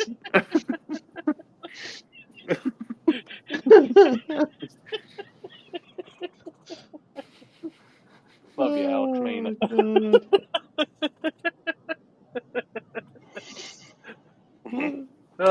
This is the only place where you can go from talking shit, getting mad over rules, to then shitting on Alex from South Park. South Park memes. Which I was very disappointed Pinata Farms didn't have the actual video of it, because that would have been way better. Oh, You can upload videos now on Pinata Farms. Hmm. If you want. Like if you have your own video, you can upload it. you should Just put Alex takes like a face. day before it clears their fucking thing. You should put Alex face on every biker that there is. We do. Well, coming next week to the table. Yeah. Alex, what Harley did you buy? I bought a 05 Softail. Oh, nice. Yeah. The way he said Softail and yeah, it makes me worried. No, it's pretty legit. It's whoever had it before me put a lot of money in it. A lot. It does look cool.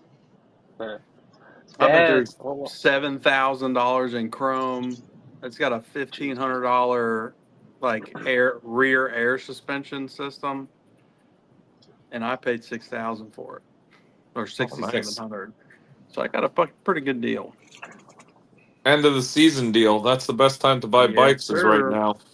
Yep. oh my god. They bought a Me Too Oh bike. my god. Oh no, I no. didn't buy a bagger. That's a Me Too bike, a bagger. Oh my god. No, this is a whole different meaning. I'd send this one to Chris, but we can't talk about this one on the show. Is this something I can't even show on the show?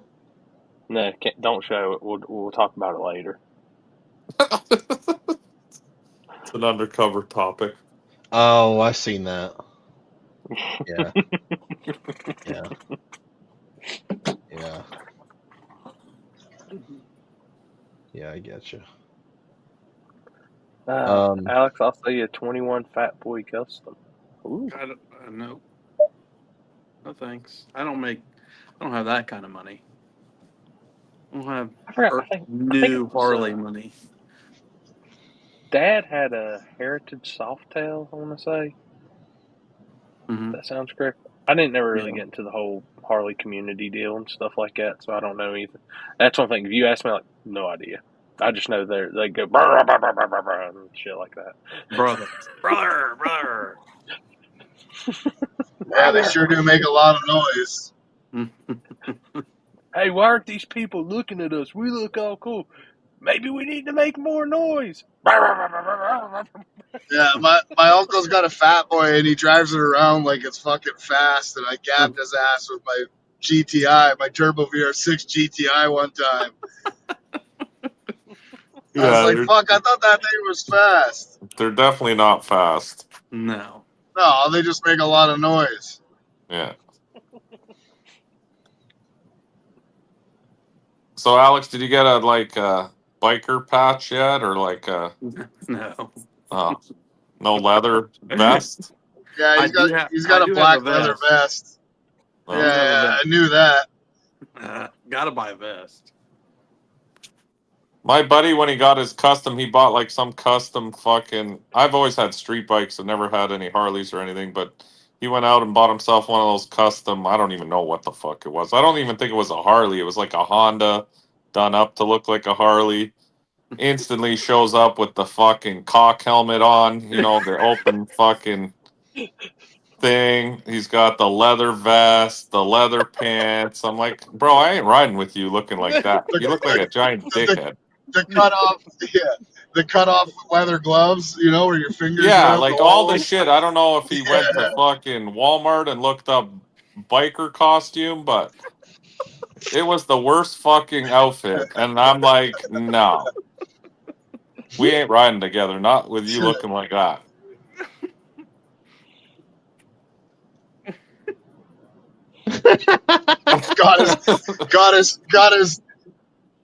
got his fucking 3-foot chain that he got from the tub plug, the bathtub plug. The one that holding his wallet. Fuck yeah.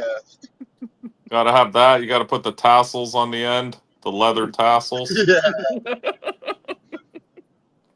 That shit's gangster. Hey, Alex. Oh, don't forget the straight pipes. Oh yeah, definitely straight pipe. Hey, Alex. Huh? What episode of Sons of Anarchy are you going to be on? Neither. None of them.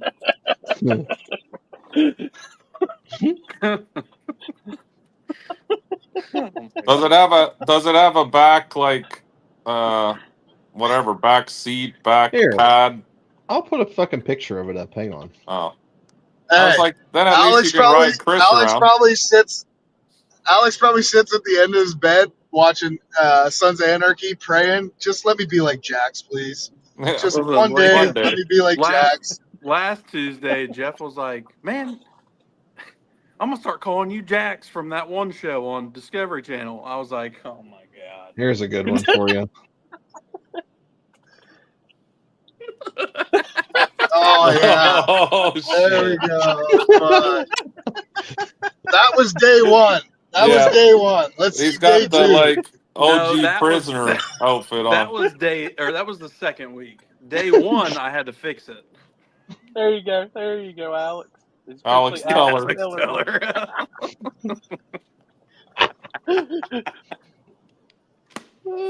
bike guy. Big bike guy. Big bike guy. Big bike guy. Oh, God. Good. Next. All right. There we go. There's actually what it looks like. Oh, yeah. That's a nice bike.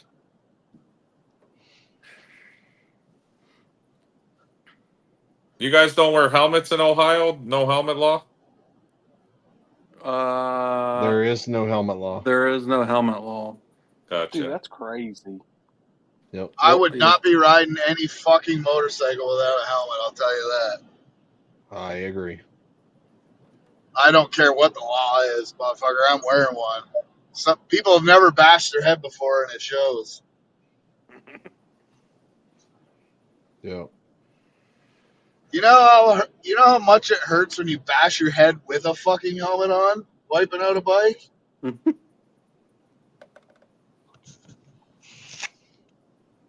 Trevor has to wear a helmet just to get in his living room so he doesn't hit his head off the side of the door frames.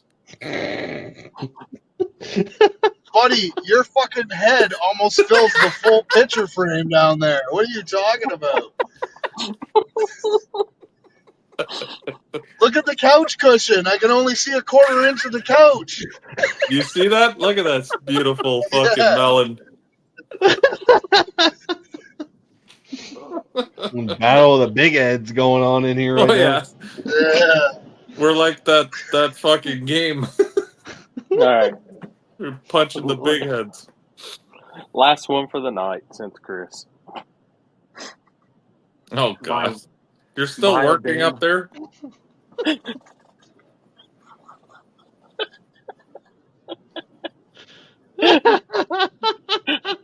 Oh my god. I can't even hardly see it. I never saw that I never saw that movie. I forgot that even existed. Yeah, that's an oldie. Yeah, when the fuck was that movie made? I was trying to see the day at the bottom. Probably before we were conceived, Alex. Yeah, probably. Maxwell. Want to say hi? Uh-oh. Oh boy. No. He's like, nope, I He don't. said, "I'm out." He said, Dad, what are you doing? Yeah, he's got no interest in getting up. He's like, this Canada shit's gay. Let's head south. But yeah, oh yeah, trust me, we're both counting the days. When do you get to head south again? End of the month. Already that time. Yep. Fucking year flew by. Right. It's crazy, actually. Just say if you, if it's like end of the month, like around November 1st, if you're heading that way, detour to Natural Bridge. I know they're having a big no prep on What November the 1st. hell is National Bridge? I've never even heard of that. Oh. Where is that?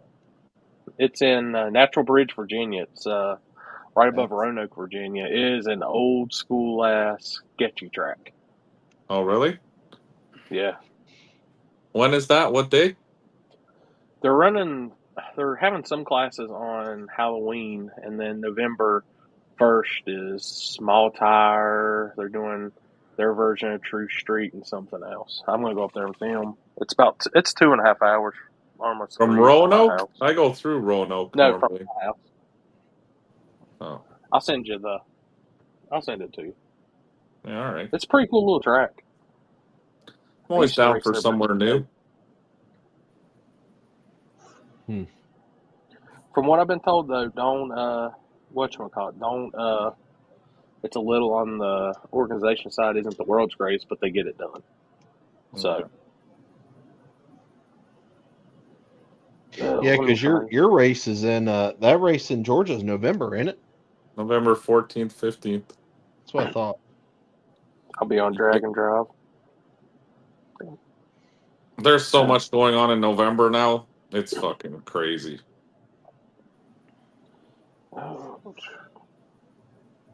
Let me see. I That's think all I Ken's have. got a good clip that we can pull up. Yeah, what else is going on in November?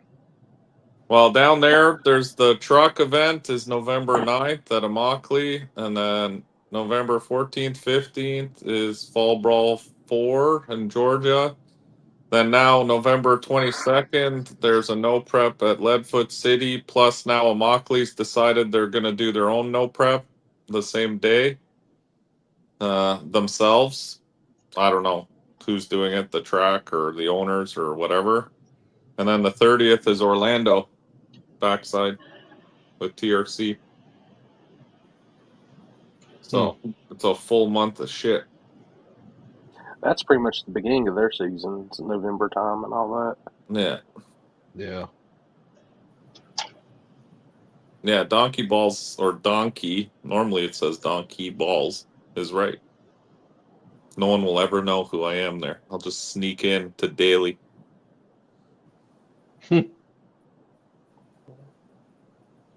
Here, I'm sending Chris it shows the whole track. It's a pretty cool little place. Yeah, if I can make it work, I'll make it work. It's on the way. I was thinking about that because it is Halloween weekend. I was like, there's got to be stuff going on.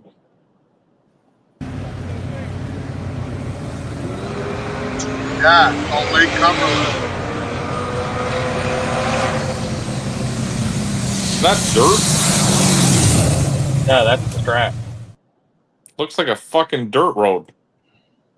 It's old. It's old asphalt.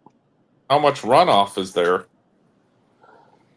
Be on your brakes. I almost put it in the woods back in the day up there in my front wheel drive shit. So Yeah, that doesn't look like those cars were going very fast. nah, it's uphill, shut down, but you need to be on your brakes in your chutes. KD is uphill too, and I flew right off the end of that. So We saw that. At 600 foot, be deploying the chute. Drive through it. yeah, you know what? I gotta put the parachute on like some kind of trigger system because I'm always late to fucking hit that.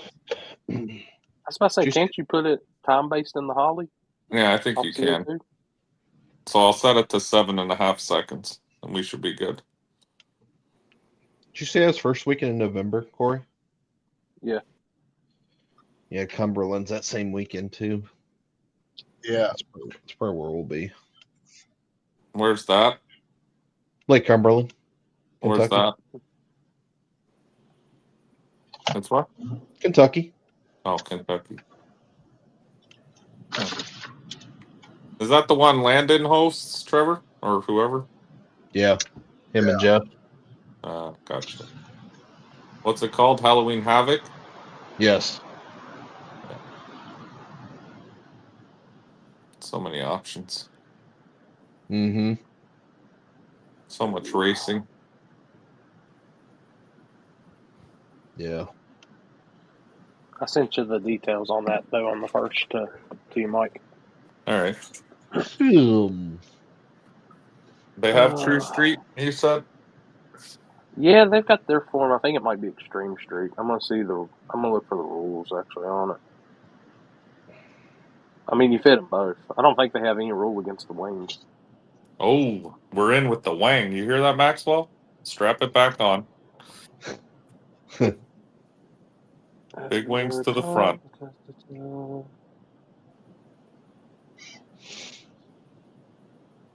Fuck, I am tired of driving. I'll tell you that right now. Where are you? On my way home from Windsor. Oh. Where were you? Windsor. Oh. Like hanging Dropping out? Tony's car back off. Oh, I got you. All right, here you go, Mike. I was just looking at it the other day.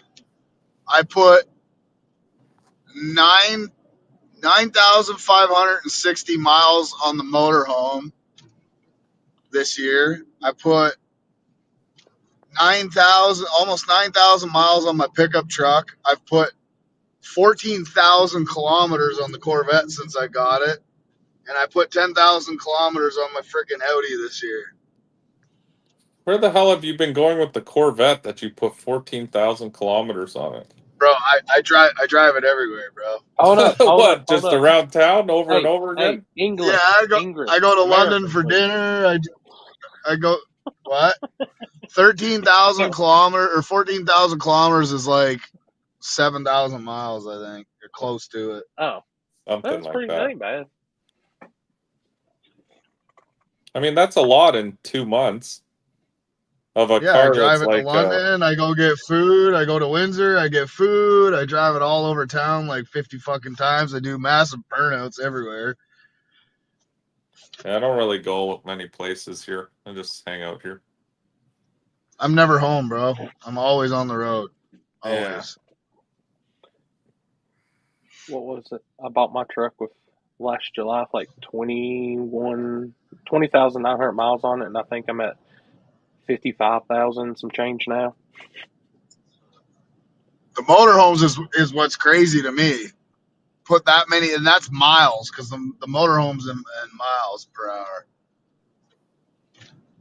Well, yeah. all those races. I mean, it's a lot of. Even my Yeah. dually, I've put since I bought it, I put 170,000 kilometers on it in 4 years. 4 years,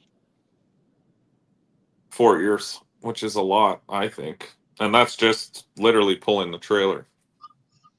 Yeah, I've done 2 oil changes in the vet since I got it. I haven't done one in my full size yet.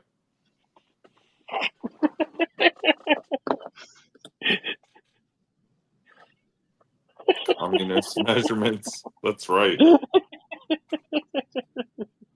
Fuck.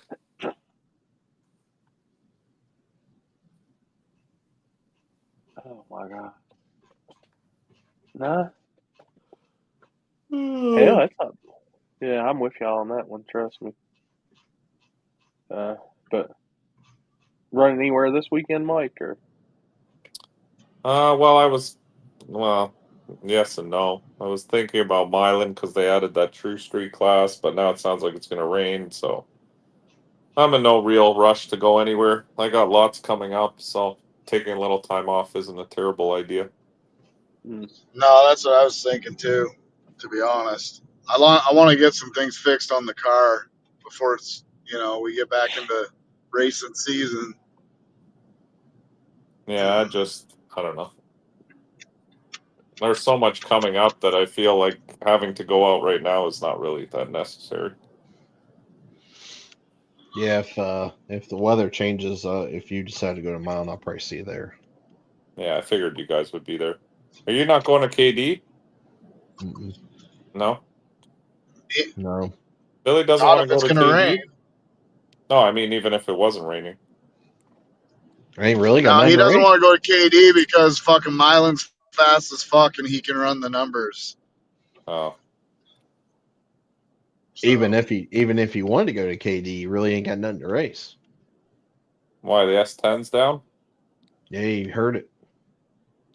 We heard it a couple weeks ago. Oh. Needs to get pulled apart. Camaro Jeez. too low for KD? Yeah, and I don't think you would want to take that down in anyway. Mm. Just beat the shit out of it. It is pretty hard on shit.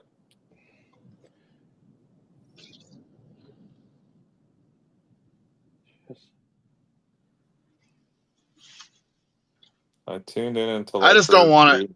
it happened to us last time, right? We fucking showed up there, we raced Friday, and then we stood around for fucking 12 hours on Saturday and never even raced. So that sucked. But we did watch some people wreck some Barbie Jeeps, and that was pretty good entertainment. Yeah, That well, I could have contributed to watched it in the poor video. Sarah destroying her arm. And her I was ribs. I was disappointed in my fucking driver. We walked the fucking apex like fucking 13 times, and it was nowhere even close. He went to the other side. You got to have them Hey, lines like Mike. the Fords, like telling them where to go into the turn at. Who are we talking about? Yeah. I'm talking about you, motherfucker. I said I was disappointed in my Jeep driver. Your Jeep driver. Yeah, the Barbie Barbie Jeep driver. Jeeps. He was in a Ram Oh, 3500, actually. I got you now. I I was said confused for a we minute. walked the fucking apex We 13 did. times and had it all planned out. And you went Next to the total opposite side. time you can drive. All right. Hey, I'll he bring went it. into You it. can drive it because that steering on that little thing is the fucking next level. Well, that's why I told you to put a bigger wheel on it. Then it turns It needs less. like a fucking bus driver wheel on that thing. Yeah. Yeah. He went into it in Fahrenheit instead of Celsius. I thought it would be easy to steer that little Jeep until it started getting momentum or dually, whatever the fuck it was. And that little steering wheel was so fucking jolty. The slightest movement was Well, like especially full with the turn. fucking. Yeah, but look at your hands too. You're holding on to it with the tips of your fingers, so it doesn't Yeah, help. it was something else. I was just happy I didn't roll and eat shit. That's really what I didn't want to do. I was hoping you did. I know you were. My whole thing was just stay upright and not fucking roll because I knew it would hurt. Don't break my hip. Don't break my Yeah. hip. I'm getting old. Yeah. Yeah. Fuck, if you watched your video, did you see the 60-foot you had in that bitch? Oh yeah, no, it was good. You guys did a good Yeah. job. It was my fucking cutting the wheel back and forth that was fucking sketchy. I think Mike almost got whiplash when we took off from the line. Should have put 10 more on the nose. Would have been easier to turn. No, it needs a bigger steering wheel. Trevor's 100% right. If you made a bigger steering wheel so it wasn't so erratic when you touch the steering. Like an 1/8-inch turn on that little wheel is actually like 4 inches. Yeah, it was like full You lock. moved yeah. Yeah. I think next time though, like if we're actually planning on doing that race, I'm gonna show up with baseball cleats on, Great. full traction. You're just gonna shove and flip the thing backwards right off the line, and that'll be the end of that. She's We were retired. I lucky think we that just it fix that rained. dually. Let's fix that dually up. We'll put a couple of braces in there for your fat ass. Fix Oh, the it's wheel. not bad. We just got to fix the axle now. I think we should put probably 50 pounds in the nose so it goes down the hill faster. No, there's definitely that was a last minute modification. And I felt terrible. The guy who sold me that thing was pristine. He was like, he loved that Power Wheels. He's like, oh, I took such good care of this. My son doesn't want to let it go. And I was like, don't worry, it's in good hands. It'll be fine. And then that night I have the fucking Sawzall cutting pieces of it apart. It's in good hands. Don't worry. It's in good hands. I'm going to completely destroy it. Hey, Yeah, hey, here's the YouTube link. Check it out next week. Yeah. I know a guy that probably has some titanium bolts that fit in it to help it make it a little lighter and work better. For sure. He's got a lot. Oh, fuck that shit. I threw that shit in the water. The water. Yeah, probably new rules for the Barbie Jeeps now. No yeah, dualies. I was tired of looking at them fucking things. I spent what did I spend, Corey? Like $240 Canadian on that bag of fucking bolts. I didn't use one. Holy shit.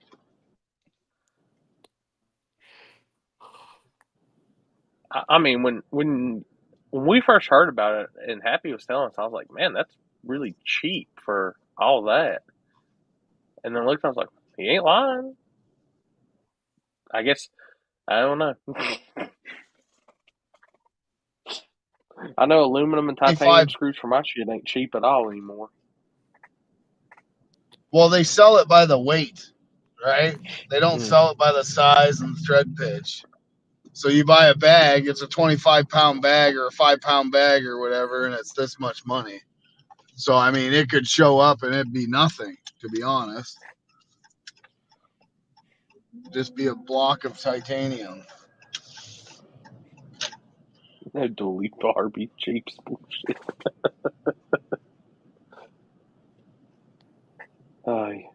I thought the dually was a smart idea, though. It is. In the Barbie Jeep race. Yeah.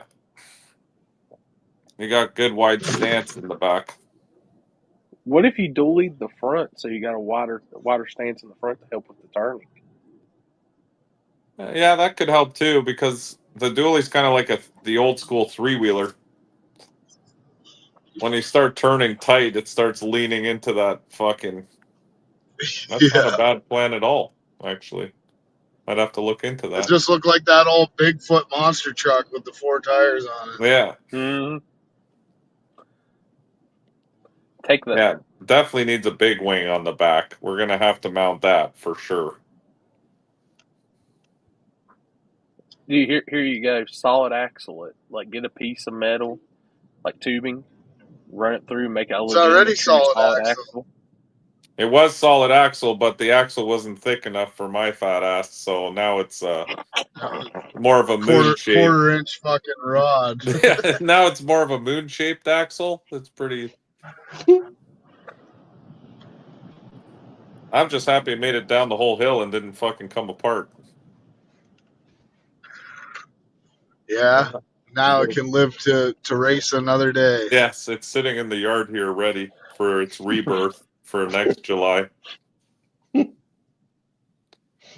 I should put it in the garage, or the plow guy's probably gonna mash it into the fucking hill in the winter. He'll think it's just garbage. Judas, what RC cars you talking about? Stop. Stop licking your paws, you idiot.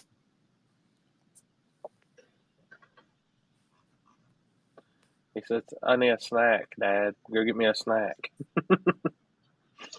Fuck, I'm always scared to park towards the curb with these rims on this truck. You're gonna curb them? Get you. Well, I mean, there's probably a pretty good chance that could happen, yeah. Hey, you still have my you still have my ticker going from the cash days. I seen that. I'm just fucking with shit right now. Dude, they put a whole lot of new shit on StreamYard, like, to mess with, and you can add them to your stuff now. Oh yeah, they keep adding stuff every time I go on there, and I'm like, what the fuck is this now? I always read the updates so that way I know. Yeah, you can Hey, put Mike, like barcodes now or some shit. Yeah. that new tune I put in this truck, I just went to Windsor and back, which is 2 hours and 20 minutes, towing a car there and empty on the way back on half tank fuel. That's really good. That's pretty damn good. Yeah, I'm pretty happy with that. Is It's it like 18 deleted? miles a gallon with the trailer on. No, Is that- it's still Still got all the it's got shit on it? DPF still. Yeah. Yeah. It's only it's regened once in the last 2 weeks. Oh, that's not bad. Yeah. Breaking news: Mike has officially pissed off every junior small tire daily driver racer in Canada. Oh my god. That's, I was like, that's, why are you reading that? that's facts.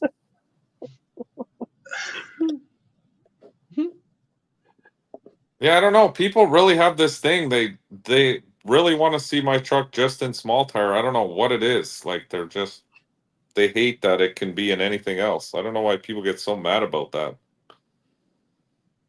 It's like a big deal to everybody for some reason, and I don't know why it even matters. But whatever. Because 90% of the people complaining about it only matters because they only watch. They don't actually race. Yeah, but like people were even telling me on the live and stuff, people were like getting mad about it. I'm like, what are you getting so mad about? Who cares what I race in? Fuck them. Fuck them all. Fuck them all. Fuck 'em. This sport would be a lot better with no media and no fucking spectators. Hey. Just saying, bro. I'm there to race. I don't give a fuck about the cameras, and I sure as fuck give a fuck about spectators. Hey, I keep So the media strictly to the racing side. I don't go on the other end of it. yeah, I just report about the racing. it's like every good street race we show up to gets fucked over because of spectators. No, I'm 100% there with you on that. So yeah. On the street side of it, They're just always in the fucking way. This is me bitching. They're always in the way. Always. No matter if it's Warren Woods, KD, or fucking Grand Bend in Canada. Like, you can't drive anywhere. They're in the way. They think they own the road. Pisses me off. Go away. Hold up. Hey, Mike and them can attest to this. While 700 media people are on the starting line, I was the lone guy at 200 foot getting the down track shots. Like I'm away from them. I don't. Personally, I don't Same mind at Dig or Die. spectators. I don't mind any of that shit. It doesn't bother me. I mean, we need all those people because they keep these things alive. If it was just racers, we'd have nowhere to race. Really. Yeah, The only streets. the Nah. only positive of a decent amount of spectators on the street is 9 times out of 10 when shit hits the fan, they're the first to run, and the cops are liable to get them first. Oh yeah, that's true. Yeah. 100%. On the streets, always. Always. Some guy in an import who just banging it off the limiter, trying to Bam, get out of bam, there. bam, bam, Yeah, bam, wah, bam. bah, bah, and then boom, cop gets him. I wonder if, like, when Alex goes in a restaurant, if, like, on one side you've got the import people, and then you've got Alex over there, and the import people start going bam, bam, bam. It's Alex over there, if his people go brum, brum, brum, brum, brum, brum, brum. Jesus. When he comes back on, I'll have to ask him that. Fuck, that Civic this weekend ejected the full rod out of it. The rod was sitting on the fucking asphalt.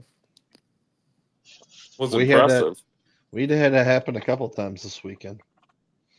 Yeah, you know what I think it is? Now that the DA is getting so much better, those little motors just make that extra fucking 20 horsepower, and that's the breaking point. Dude, it's boost season, baby. Yeah. I feel You're like supposed- this you're time of supposed year, to pull- nobody adjusts their tune, and they just send it, and then, oh, fuck, we just Yeah, you made gotta- 5 more pounds of boost. No, you got to pull some fucking timing out of the motor when it gets cold out. Oh, yeah, but they don't. They just run it the same way they ran it in July. Yeah. I'm positive that's exactly what happened this weekend. Because every Honda that came up broke Oh, yeah. or leaked. Because I think in the summer they're right at the brink of destruction, and then you make the DA a little better, and that's it. They're over. Well, it's all the yards that they cut. They're just wore out. They're wore out. This is exactly what I Fucking was thinking. lawnmowers. Just wait until World Cup. That's one race I will not watch because I don't want to sit there for 9 hours in the day watching them clean up the fucking starting line. I'm pretty sure they killed off 2 front wheel drive classes, didn't they? Yeah, they tried. WD, which, and it's like, they were talking the biggest, like, I think they should have shortened that class. I think that's what's hurting it. Like, those little motors, they're pushing them so hard now to the quarter mile. Like, bring them back to 1,000 or something to where it's just not as much destruction on. They're pushing them that hard to destroy them. Yeah. That race is, but though, like, even though that sit sucks, but like the That's their turnaround thing. though is fast, but like winter isn't nothing like that happening. That's a damn good race to actually go watch in person. It's coming up soon, ain't it? Ain't it Halloween weekend or starts Halloween weekend? Yeah, it's somewhere at the end of the month here, I thought. Yeah, it is. It's the same. It's first weekend. It always is. It's the same weekend as SEMA. Yeah. What did they say? I mean, My favorite last Mexico meet. Please make it for the end of October 2nd. I won't be here. you'll We'll be in be, Nashville. won't you? We'll be in Nashville for Streetcar Takeover. Did you see the pictures of Six Smokies rolling through Nashville? Yeah, it was cool. Yeah, I ain't gonna lie, I would like to be on that one. All 8th mile racing, and that's a pretty cool route that they're doing because I've been on part of it. I like to have done that. Just do it. Just say at least I did it. I got less than 1 month.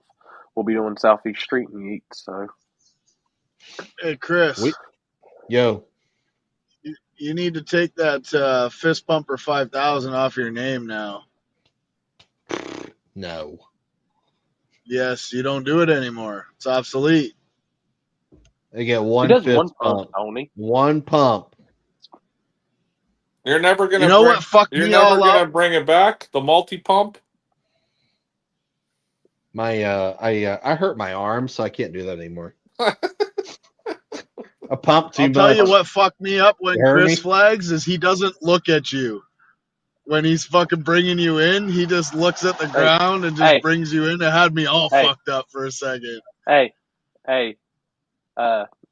Trevor and Mike, I'll do this one for the fans.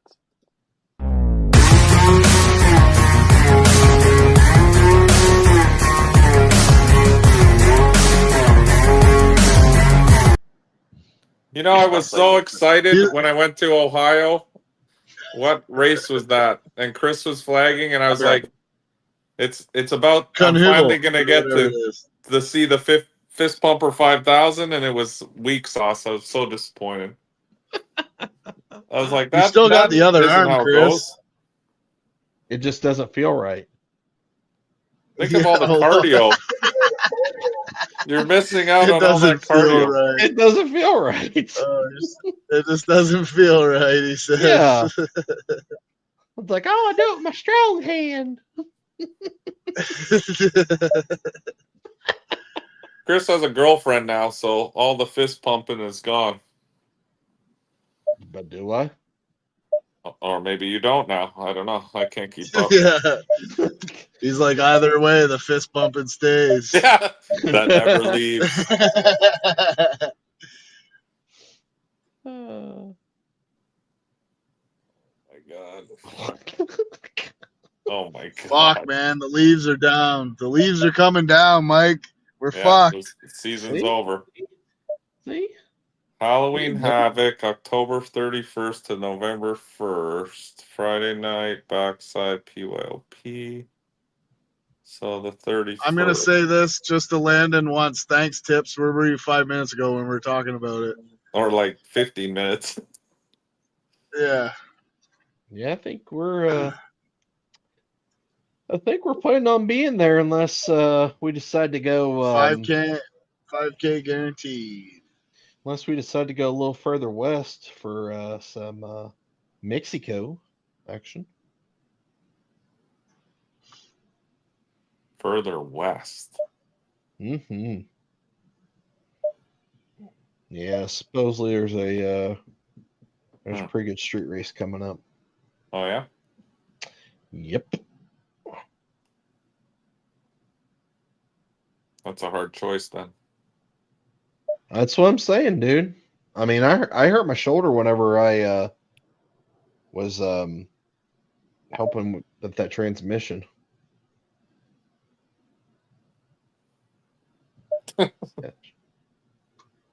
We got you. We was actually already talking about it. We got you, bud. Yeah, we talked about it. Yep. Sure did. What is that beeping? Or is that my phone? It's my fucking damn truck. Oh. I thought getting my the battery ghost was radio going on here. It doesn't do it all the time. It does it sometimes. Hey, guys, by the way, I'm breaking in the season right now. Christmas cakes? Yes. Dude, I was wondering if you could hear that beeping. I shook my head. I thought it was my battery on my phone telling me it's about to die. I was like, what is that beeping? It's my truck only does it randomly. Like, it'll be good for a week, and then all of a sudden it's like it's going, it's just got that fucking ghost shit going on with the, what's it called in this thing? The Uconnect? Yeah. Yeah, it just keeps going, do not disturb. Do not disturb. Do not disturb. I'm like, fuck. Dodge. I gotta put this on low battery mode. What the fuck?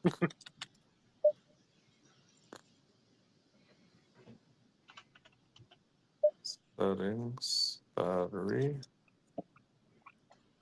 There we go. I've learned my lesson. I turn my camera off as soon as I take a bite of anything. Yeah, this shows. It's too late. I already got a screenshot. Fucking ruthless.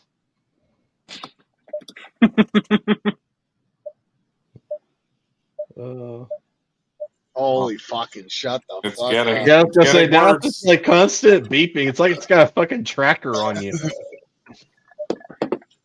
Oh, I know how to fix it. Hold on. I think I got it. No. Shut the truck off. Well, yeah, but then I can't hear you fucking guys. Oh.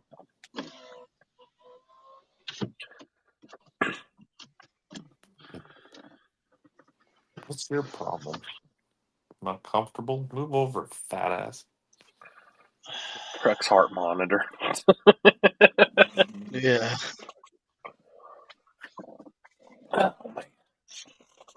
Yeah, that's the last time I heard beeps like that. I was in a hospital room. I agree with you on that one, E's and B's. What it sounds like, the heart monitor. Doot, doot, doot. Bro, I'm actually fucking tired. I am getting old. And now You're 40 now, bud. Everything goes downhill from here. Yep. Yeah, I fucking laid mulch for about 3 hours today, and I'm already fucking whooped today. Dude, that medicine they've had me on, it's been life draining. So I'll be glad when I'm done with that shit tomorrow. But I do have a whatchamacallit, we were talking food last week about smoking stuff. I'm not smoking, but I do have a brisket going. I'm doing oven tomorrow, but I've got a brand new rub I tried on it, and it's pretty good. I'll forward it to you, Trevor. From just tasting it, it should do really good. What do you Did you smoke? ever get that shit I told you to try? The Danos? No, the Stinger. You didn't? Did you ever send me the Oh link on it? yeah, this fucking shit. Oh, I used to put it on everything, but I haven't had it in a while. It's I'll have to find it. It's like a sweet and spicy honey something. It's fucking delicious. Yeah, send me a link to it again. Yeah. But this is it's actually from a Carolina, it's like a local thing, Carolina Brewing, down in, that way I found it in one of the stores and I grabbed it, and it tastes pretty good. I'm kind of curious how it's going to do on brisket. Which, the way I cook a brisket in the oven, it'll still be heavy bark, all that shit. Just doesn't have the smoke flavoring to it. Brisket in the oven? Yeah. I didn't even know you can do that. Dude, you can cook it in all kinds of, I need to clean mine, and that's one reason why it's not getting cooked in the smoker. It needs to be cleaned and went through. But I was like, I did one in the oven before, and it was pretty good. Really? I would think. Yeah. I do that. You got to think, like a vertical pellet smoker, all it is an oven. That's all it is. It just has smoke being infused to it with the heat. But yeah, it's but just the smoke is a big what ass gives oven. it that fucking flavor, though. No? I think it does. The smoke ring does encapsulate and give it some flavor. But I'm telling you, it was after tonight. I kind of don't want. I had a back like with the smokiness taste of the bacon I had tonight. Kind of not feeling smoky taste right now. My brother has an electric barbecue because at his condo or whatever, Mm-hmm. they're not allowed to use gas. That fucking thing is trash. Really? Yeah, I hated it. We cooked some fucking shish kebabs and some other shit on there. It's not like a barbecue. It's just, I don't know. Just It's don't not heat up quick enough. It just and all that. doesn't, it doesn't do it. It doesn't, I don't know. I I was was disappointed. looking at the travel electric Weavers, and I was wondering if it would be any good, or just go ahead and get the one and just use the small propane tanks. Yeah, I don't have a smoker. I'd like to get one. That's on my list of things to get. I have the Blackstone now, which I love. That's my favorite fucking thing. If you get a smoker, the simplest that I've did so far, which I'm wanting to change up and do like a grill style, but I've got a vertical pellet, and it's literally. Is that like the green easy. egg or whatever? Isn't that a No, smoker? Or that's a barbecue. You can smoke on them, and that's what they're used to. But like mine just looks like a big cabinet that you just put them in. You plug it in, electric. You keep the pellets full. It feeds the pellets, burns them, and that's where you get your heat and your smoke. Oh, okay. How much is that unit? God, I've had mine for a while, but I think the similar ones, the newer ones, run like 450, 500. It's not terrible. No, I got it at Lowe's. So, I know, but like the grill style pellet, that's kind of like the side with the side feed hopper on it. I know a lot of those are on sale right now, and that's what I've been looking at, switching to something like that and selling my vertical pellet. Oh my god. Oh no, I'm gonna that's not wait and good. see if Happy comes on, because if it is, I'm playing this 100%. Oh God. Oh my Where's Happy at? He's still moving stuff with the Tin Soldier boys. Yeah, he said that they were finishing up dinner. He said he was going to jump on for a few minutes. So Oh, Oh my God. what is it? What This Chris is a Holden said? legitimate. No, this is a legitimate fan submission. Like, I didn't make this, but I'll send it to you. Oh boy, yeah, Chris I Hall, you can. about done yourself now with that. This might be something new for you, like a new profile picture, Chris. Oh boy.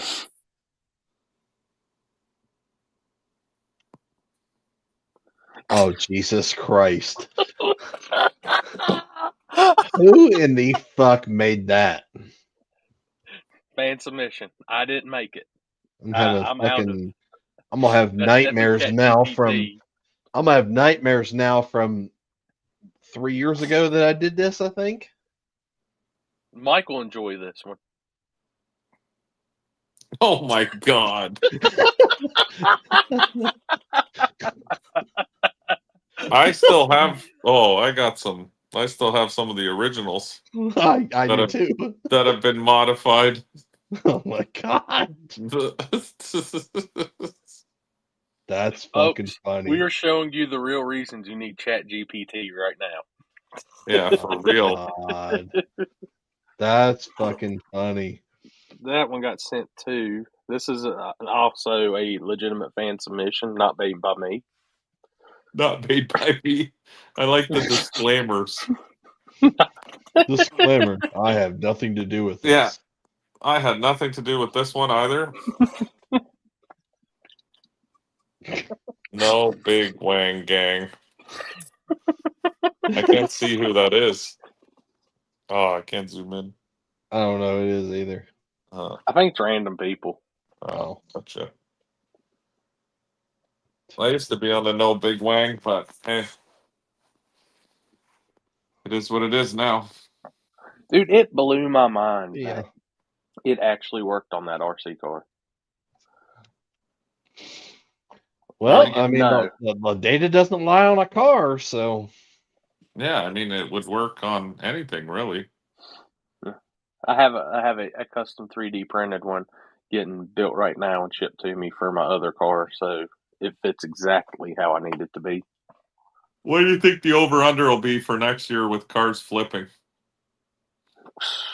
I don't want to think about that. I don't want to think about it either, but you know it's going to happen. It depends That's on what the worries wind. me. Depends on the day and the wind.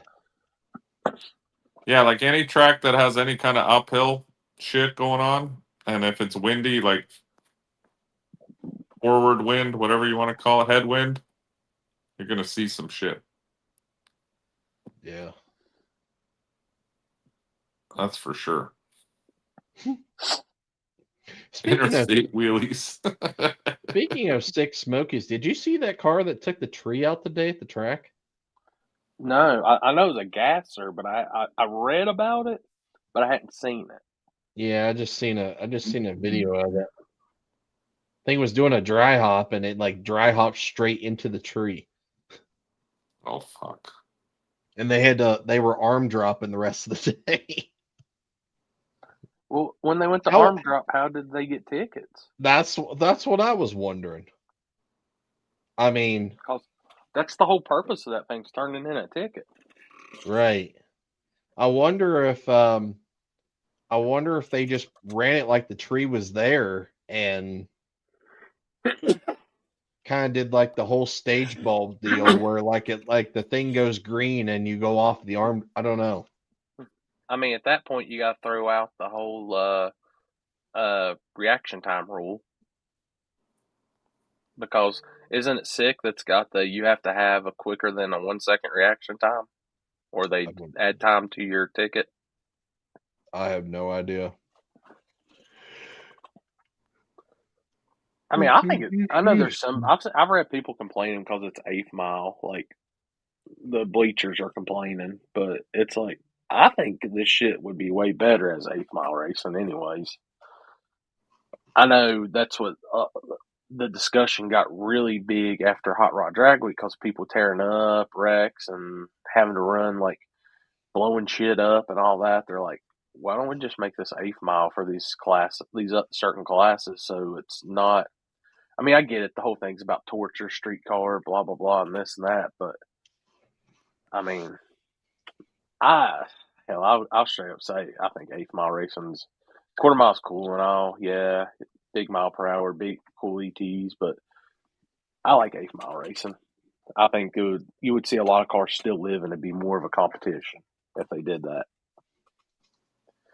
I mean, hell, Finnegan going 540s and Blasphemy still as cool as it going 8-something to me. Yeah. Hey, how fast are they going in hard tire? Ballpark average. We can't say, because Mike will put hard tires on and he'll ruin that class too. We tried the hard tire. That's going to take a little longer to master. I'll say it depends on the surface. Are you talking prep? Are you talking no prep? Are you talking back of the track? Are you talking about a mediocre track? Yeah, it can be anywhere from fucking 520s to 680s. Yeah, and I'm pretty sure 26 fours. 526 is supposedly the fastest on a prep track that somebody with a hard tire has been. Well, no, I thought they went. Who posted this? Who posted the slip at Turkey Bash? Wasn't it a bottom 5 high 4? I thought it was a 526, but I could be wrong. Let me look. I'm pretty sure it's one of the Richards boys. Yeah, I'm pretty sure it was a 26 is what they went. I could be wrong. You know what it is nowadays? It doesn't. The tire, I mean, the tire slows you down a little bit, but anyone who puts in the time to figure it out, and with all the suspension stuff they have now, shit, you can go fast on anything now. It's like the times you see on some of these things, it just blows my mind. I'm like, I would have never even thought that was possible. But guys figure it out. Like, yeah. Now my race this weekend, I would say they were going probably 650s. Who was hard tire this weekend? Yeah. Yeah. Yep. I would say. I mean, there are still some surfaces that are tricky. Like even Orlando, I would say, is still one of those places that it's like you can try to go fast, but it's really not that fast. I mean, I'm sure some guys have gone faster, but compared to a lot of other places, that's one of the places where I was surprised I won with the numbers I had. Yeah. So Matthew Richard, the Red Fox body. Yeah. He says, not our best performance this weekend and not a record holder, but we are tied for second with Andrew Lavender, and it is a 519 with a 0 at 135. Okay. On a hard tire. On a hard tire. On a very That's on radial prep. That's on radial track. prep. Yeah, no, I get it, but that's what I mean, right? Like it's fucking. I would have never even thought that would be possible. Yeah, it's impressive. Like, I'm pretty sure he's on 17 still, Andy. Yeah, some guys run 17, some guys run 18s. I've seen a lot of bigger wheels. I find 15 isn't that popular. What was the best that Slim Shady posted up, Chris? He's been a 45. Okay. Or no, I'm sorry, he's been a 26. He's been a 26. Is that on the 20s or 15s? I believe that was on the let's see, when did he do that? Was that at the spring rental? I think it was on the 20s. You think they'll ever, like that guy said, make it like a cap where you got to run a 15 with a 275? Well, at one point in life, when Josh was doing races, he actually, in his hard tire rules, it couldn't be bigger than a 28 by 1150 as far as the tire, as far as the width. I know, but if you make it a 15-inch wheel and it can't be bigger than a 275, that would make it interesting because I believe I don't it's think harder on slow a. down. I think it's harder on a smaller wheel than it All is because you notice a lot of the fast guys are all on bigger rim. Yeah. Yep. I mean, it would definitely. I mean, at some point, I think it would, but we still like. There's really not. It's not. It's like we haven't gotten to that point to where like that's like one class. That's one class that's like hasn't had any rule changes. No, Like zero. Like so. Like no matter what, you come in and build something and put a big old hard tire on it and try to make it work, like, and you'd be good. I don't know till that day comes that somebody does finally do that. Are we going to see that? because I mean that would kind of make it a real equalizer because then you'd have to figure out that 15-inch rim shit, which is. I don't know. I'm sure, again, like anything in this sport, someone's going to figure out how to go real fast on it. Yeah. It just delays the inevitable. Right. I mean, I think you give Andrew Lavender more time on him on a sticky track, and you'll see fours pretty easy. That he's got the power, we know, and he's got the smarts to do it. That's what I mean, right? I don't think there's anything anymore that you can tire wise. I'm saying like you can put someone on any kind of fucking tire, and if they're dedicated enough, they'll figure out how to go fast on it. Yeah, I agree. I agree with you, Brian. Yeah, because you do have a lot of modern cars that are in that class. Yeah, no, I'm not saying that that's what it should be. I'm just thinking it would be interesting to see that.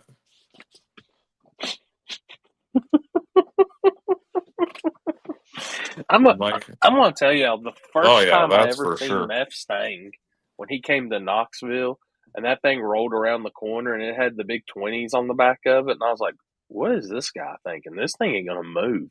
And then he laid a lick down. I said, "What did I just see?" And that's the crazy thing to sit there and think about. Mustang back in like some of those backside events on a 20, he was going as fast or could have been competitive in some of the small tire racing, what we call budget small tire now. Like he could have competed that on his 20-inch hard tires. Yes. Yep, it's wild. Definitely wild. Don't mention daily driver classes. Mike's ears perk up. I took after my boy Jimmy Dale. He led the way in the Puppy Kicker Supreme class by entering daily driver classes. That's what I was thinking, Gabe. I thought I heard somebody say Rodney went a 490 something. Oh, no, I never saw it posted, so I don't know. Let me see if I can find it. Was that on the was old there. Was that on the old surface or new? Like how it is now. Oh, dude, the first video pops up is the video. Like I open Facebook, it's the guy hitting the tree. Oh yeah. He didn't really like take the tree out. He hit the base, so I guess he just hurt the electronics in it or something. Apparently, that's what they said. Give me a second. I'm gonna look that up.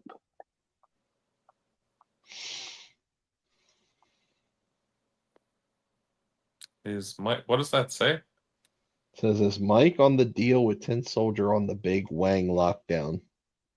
What does that mean? I don't know. Is Mike on the deal with Tin Soldier Big Wing Lockdown? Yeah, never mind. Yeah, Rodney did go 497. On a hard tire? Yeah. Yeah, I'm retiring. Fuck this sport. Shit, stupid. Oh my Holy god. And is that a small block Ford still in that car? ProCharge small block Ford? I can't pull up the video. Andrew Lavender actually had the post. It says the content is available right now. Rodney, the best dude on a hard tire. Wouldn't believe it if I didn't see it for myself. And then somebody commented 497. Mind blown. Yeah, like that's what I'm saying. The tire limitations and all this shit don't mean shit anymore. Shit's That's crazy. and he's not on a 20. He's on a 15-inch hard tire. Yeah. Yeah, I'm going golfing. I'm down, Mike. I got my clubs ready to go. Yeah. Hey, come on over to At least at golf you only play yourself. Hey, you could come down here to the RC drag rinks with us. I mean, It's it's just gonna fun. be the same shit. Ah. They're slowly gonna evolve into super RC cars that are running fucking half the times you're running now. And I don't guys are know, dude. gonna have carbon fucking Oh, we space already got carbon age. chassis. Yeah, like that's what I mean. We already got that. Shit's out of control. They kept it in control, like the outlaw class this weekend doing spec prep, but it was still fast. It was still 130s at 100, 105 miles per hour. No dualies allowed on Mike's golf course.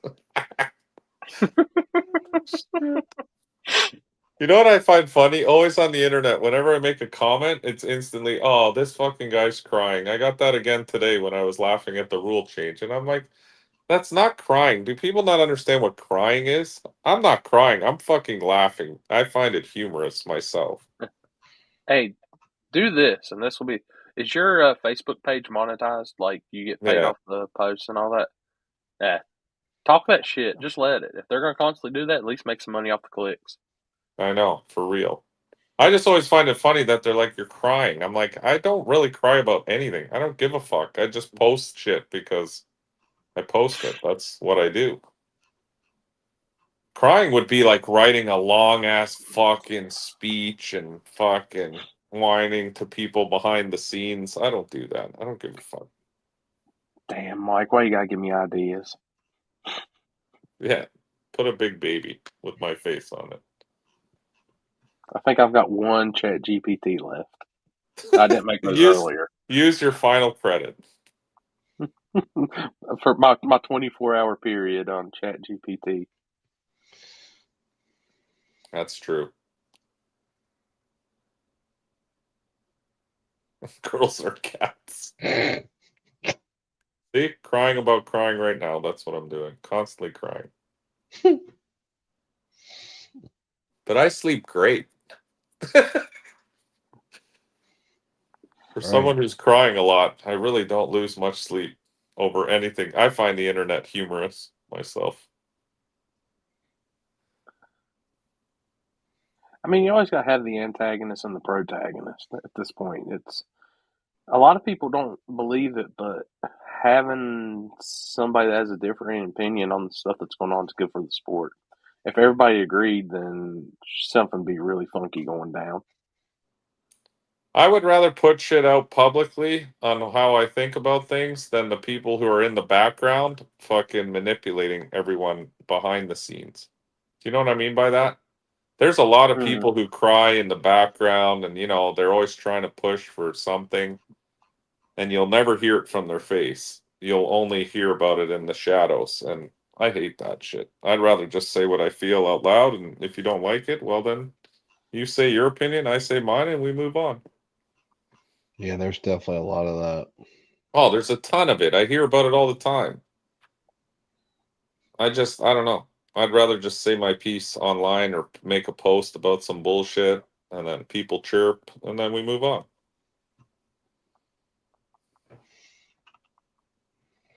on.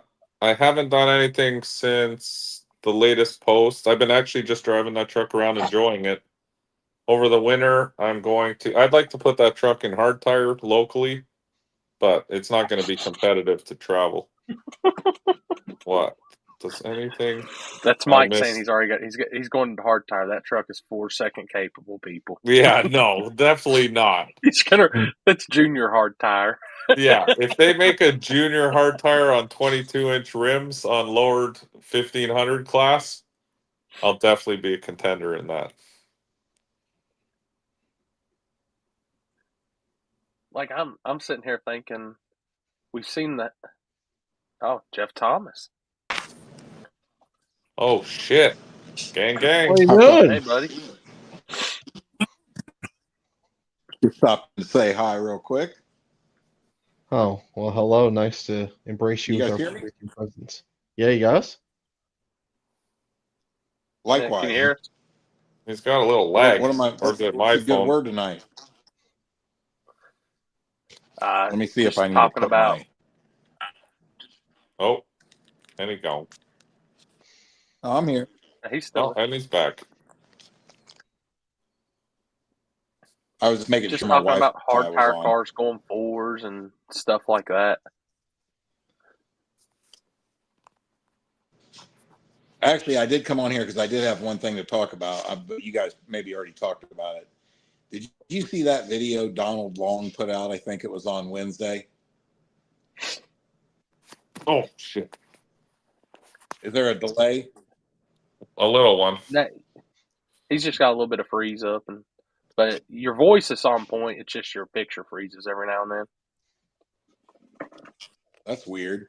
So you Are you heard what talking I about said, the right? video he Did was you guys chirping all watch the that? slick guys?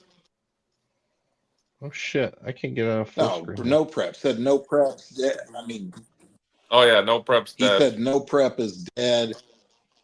Who wants to watch cars go slow? They wreck more cars. Nobody wants to watch it. They put 900 body shots. I mean, he even went as far as say they're killed 3 or 4 people. And then what happens? The very next day, it's fucking Crash Fest 2025. And then I'm going to send you a picture right now, Corey. I'm going to send you a picture or something. Then you're gonna laugh at this. Well, I'll send it in the chat. Okay. I want you to put this picture up on the screen, and then I'll tell you what it is. All right, I just sent it.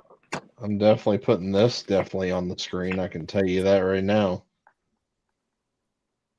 Oh fuck! What's in my hand? The money? Yeah. Jesus Christ! Oh, group chat. This fucking guys.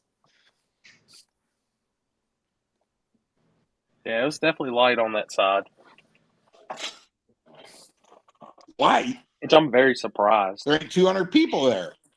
No. I mean, I was surprised too. It was really big in the spring, but my point here is, I hope everybody hears this loud and clear. It is the world's greatest example of open your mouth and stick your foot as far in your throat as you can, because everything that he tried to knock about another form of racing just happened to him. Crashed cars, no spectators. I mean, period. I mean, it's just the funny thing is, the problem I have with it is this. That dude has tried to elevate what they do by putting something else down, and that's just ignorant. Like I say all the time, what did I say? Like down there in Florida for Mike, if there's a bunch of people down there that want to race front wheel drive Hondas and stuff, and they get a good turnout and they have a great event, good for them. That's awesome. Keep doing it, keep making money, keep having fun. You know what I'm saying? But you shouldn't say, you shouldn't go slamming something else because, and I know we all joke around like I like Jeff hates index racing or this or that. I personally don't want to do it, so what? You know what I mean? It doesn't mean I think I would ever say things to try and hurt another race. I wouldn't, you know what I mean? But I just think that's funny that, I mean, if you haven't seen that video, you need to watch what he says in there, because that's pretty bad. Well, it's like Wes Buck always says that, like, the quickest way to the bottom is talking shit like that. I mean, I would say that last weekend is a pretty good example of maybe that, right? Mm-hmm. But anyway, that was my 2 cents for the week. I'd be lying if I didn't say I liked that. I hate to see a race suffer, I really do, but I mean, There comes a guy's point fucking where clown. Period. we get it, you hate it, you ain't got to say it constantly. It's doing it for the shock and all the clicks and shit like that. Like, just have your race, be positive, and move on. Yeah. See, my thing about that is, here's the deal. I get that. I get that, and he has made himself relevant by running his mouth like that. But I think you can do that without trying to hurt another form of racing. Mm-hmm. You get what I'm saying? Mm-hmm. And you definitely shouldn't be saying we're out killing people and this and that. Dude, he just wrecked more cars before first round of eliminations than we've wrecked in 3 years at War in the Woods. All right. You know what I'm saying? So there's a lot to be said for that right there. That's not an opinion. That's a fact. You know what I'm saying? Like, I mean, that's crazy. Yep. Yeah, we're talking. Christy up to? What? I said, what's Christy up to? Just hanging out, bud. That'd be you. Yeah, I said just hanging out. How's your race over the weekend? Biggest car count I've had all year. Well, that's awesome. Congrats. Especially small tire. So, but yeah, went great. Yeah. No complaints. No complaints. Very slow. I heard that it was pretty tricky surface, huh? Yeah. Yeah. If you were going 60s and 70s, you were there.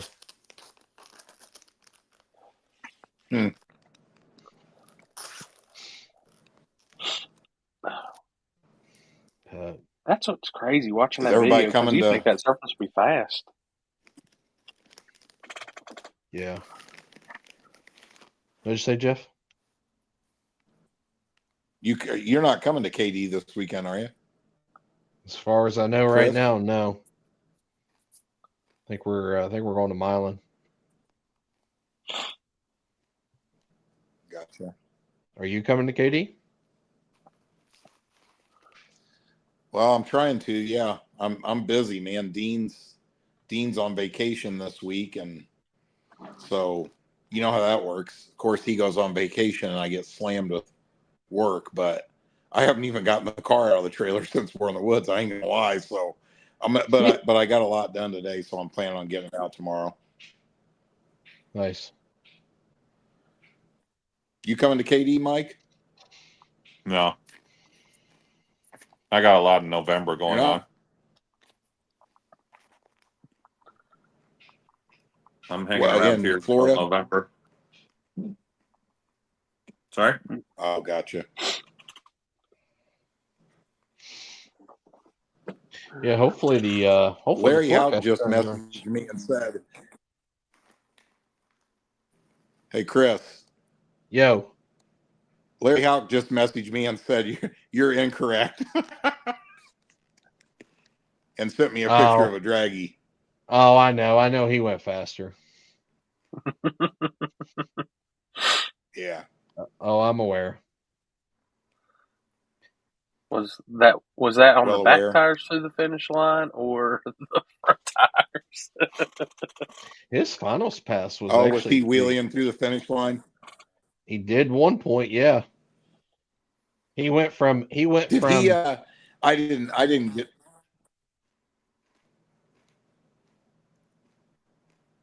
What? He froze. No, I'm listening. I'm waiting for you. You were talking, and then you just stopped talking. Oh, I don't even know what's happening. You were going to ask me something, but I didn't know what it was.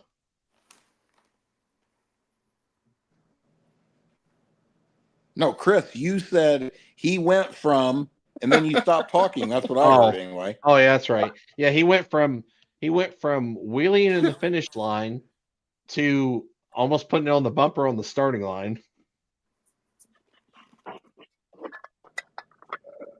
But Let's see. Andy Stewart, I'm coming to Larry Katie. wheeling Jeff through the need them finish line throttle now, back. huh? yeah, he did at one point. Who said that? Andy Stewart. Oh.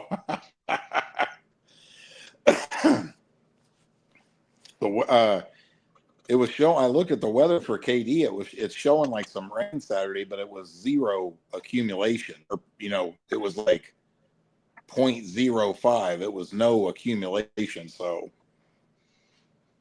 I don't think didn't look bad to me, but who knows? Yeah. Yeah, it looks like the whole pretty much here, there, and even Milan all is got the same forecast as of now, so who knows? Yeah. But it's early. Hope it don't rain at it's Milan too like early. it did last time. You ain't shitting.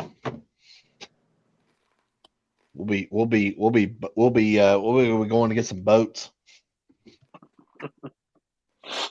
Yeah. Yes, sir. Man, the weather's been so beautiful out over here, though. Gosh, Same. like It 70, sunny every day. Yep. It sprinkled on us one time Sunday during the rental, and I mean very briefly, and then like it cleared up right after that. It was like nothing even happened. Fuck, it was not enough to even fucking have to. They barely dragged the track after it was done. I seen Aaron Falkenberg won. Who was in the finals with him? Larry. Oh, and Larry Redlit, didn't he? Oh, he definitely red lit. Oh, Yeah. I mean, I didn't see any of it. I just heard that through the grapevine. Yeah. Hey, is my phone must be a problem tonight, huh? It's I just think you're it's frozen. lagging a little bit. Yeah, it's got a lag. I wonder why. I'm on here every week and it never does that. You on Wi-Fi or cell service? I'm on Wi-Fi, but let me turn it.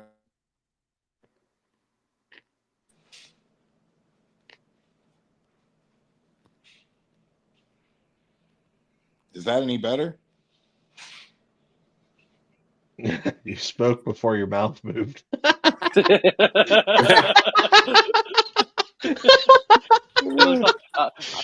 Now it looks like I'm watching one of the old Bruce Lee movies now. Yeah. The subtitles. Is it still shitty? Is it still doing it? Mm-hmm. Not as bad. It's caught up to you now. Oh, jeez. Oh. Maybe I better pay that Hey. internet bill, huh? Right. Well, I like that comment. Well, I seen a comment go by. Larry did a more. Damn. That's Where'd going to it be go? the new term for red lighting. I had a couple guys that jumped over the weekend. 2 or 3. That kind of sucks that those races are on the same day too. Because I seen Milan's 5,000 on top of small tire this weekend, or is that 5,000 at top like on Yeah, the purses? it's either 5 or 6. I can't remember. Damn. That's quite a bit. Jeff is froze, and this is the best screenshot ever. Let's see. Oh God, That's happy Jeff. that was happy. No, I said that's happy Jeff. No, right. Yeah, you're locked up. This Oh, fuck. now he's back. There it goes. This is annoying. They've added so much new shit to StreamYard. I think it might be the little stuff they've overlooked like that. Well, I don't know if Happy's getting on tonight, but I'm gonna play this. I'm gonna play this video that Chris Hall made. Oh. Okay. It's pretty funny. He said he was going to try to get on, but I don't think he's going to make it. He's a busy guy. Right. It's just correlates with everything else that Happy has said that shouldn't be said. I was going to give him a piece with my hand the other night. I was like, here, if this will calm you down, I got you, bud. It just doesn't feel right. Go really deep. I want that fucking thing shaking. What, man? It's coming everywhere.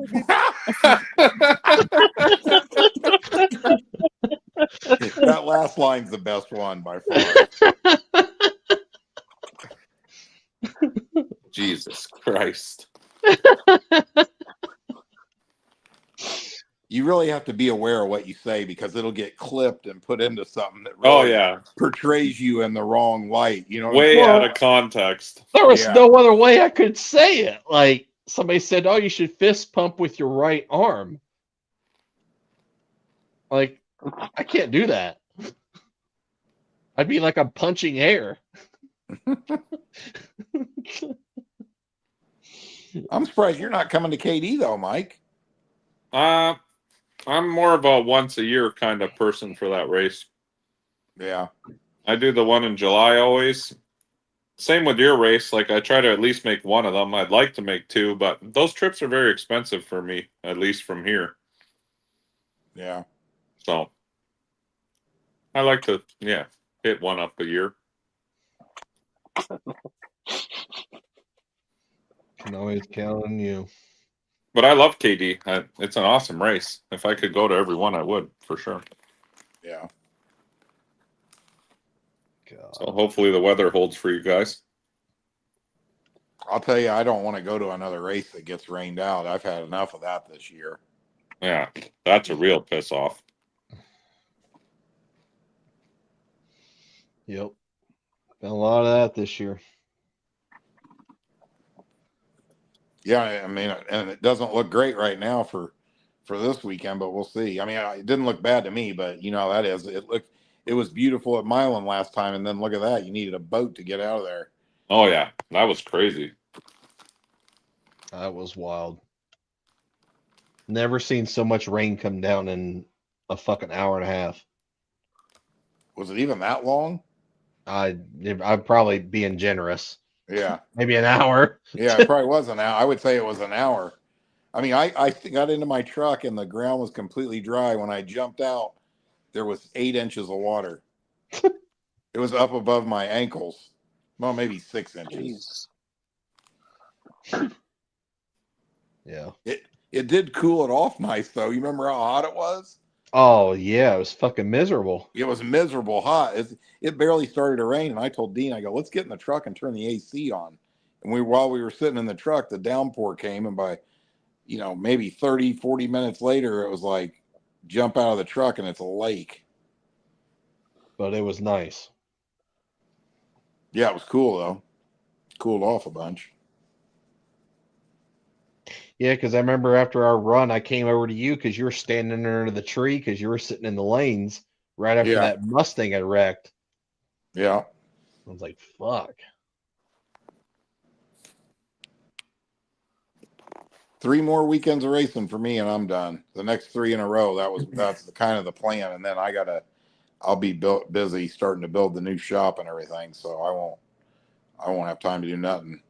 Before we move, we got to have that built because we got to take the horses with us when we leave. So can't really move into the new place without taking having it ready for horses.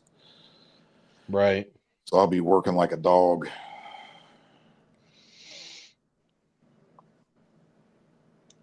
Are you planning on having somebody do the shop or are you doing it? No, I'm doing it. Me and a couple of buddies are building it. Gotcha. Yeah, we got to cut down. Well, not cut down. We're doing it with an excavator and a dozer, but somewhere I couldn't even tell you a number. Somewhere between 300 and 600 trees. Holy shit! Oh yeah, shit. Literally. It's a whole lot of fucking lumber. Yep. I ain't even gonna start a chainsaw, dude. We're gonna take an excavator out there, dig around the base of all the big ones, and then pull the whole tree right out of the ground. Then take a dozer in there and push all the trees into one big pile and let it lay there for a year and then set it on fire. Let it dry out some, you know? Yeah. There's no local companies that would want firewood that would come and cut it up and take it. I already had a logging guy come down there. Yeah. There ain't no trees in there that's worth any money. Oh, Down here I know. anyway, the trees that are in, this is the order that they're worth money. Walnut trees are the ones that get the best money out of. Yeah. And then now I'm going to forget one of them. Another one is poplar, and the other one's white oak. Huh. Of course, in the area of 600 trees I want to cut down, there's not one of those. You got all the Damn. shit trees. Yeah. Like, what are they? You know, I'm no tree expert, but after being with that logging guy, I did learn a couple of them. apparently I have a lot of maple trees, and those are not worth shit. No. Mm. They're good for maple syrup. Yeah. That ain't gonna help you when you deroot them though. Yeah. Right. Yeah, Mango. I'll actually be at that race.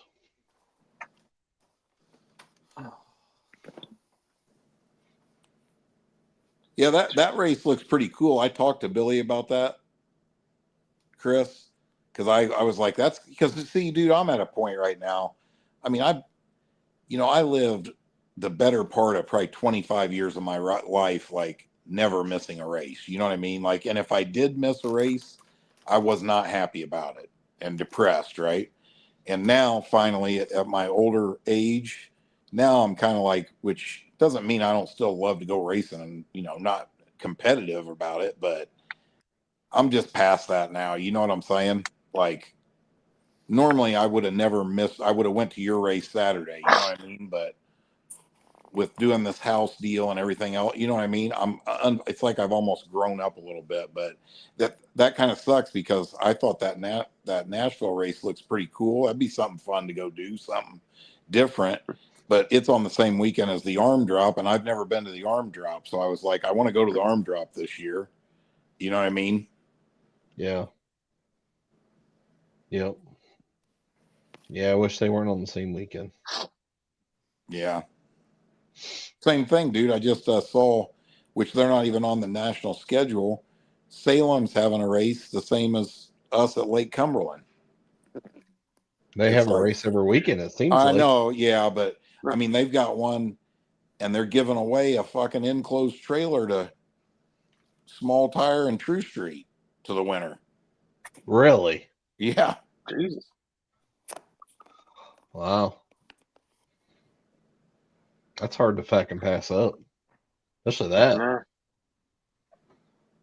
Yeah. You gotta go, especially if you have a fucking good chance there.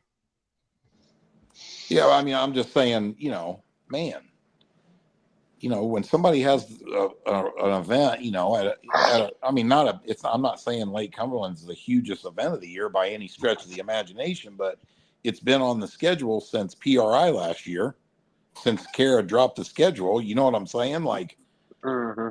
a little common sense goes a long way, man. People, at the end of the day, it's just going to hurt both places, period. Yeah. Just like, you know, now Milan, that doesn't really apply there, really. I mean, obviously Billy's a good example. He would probably never miss KD, but he did good at the last Milan last time he raced there, so he probably wants to go there to get the money.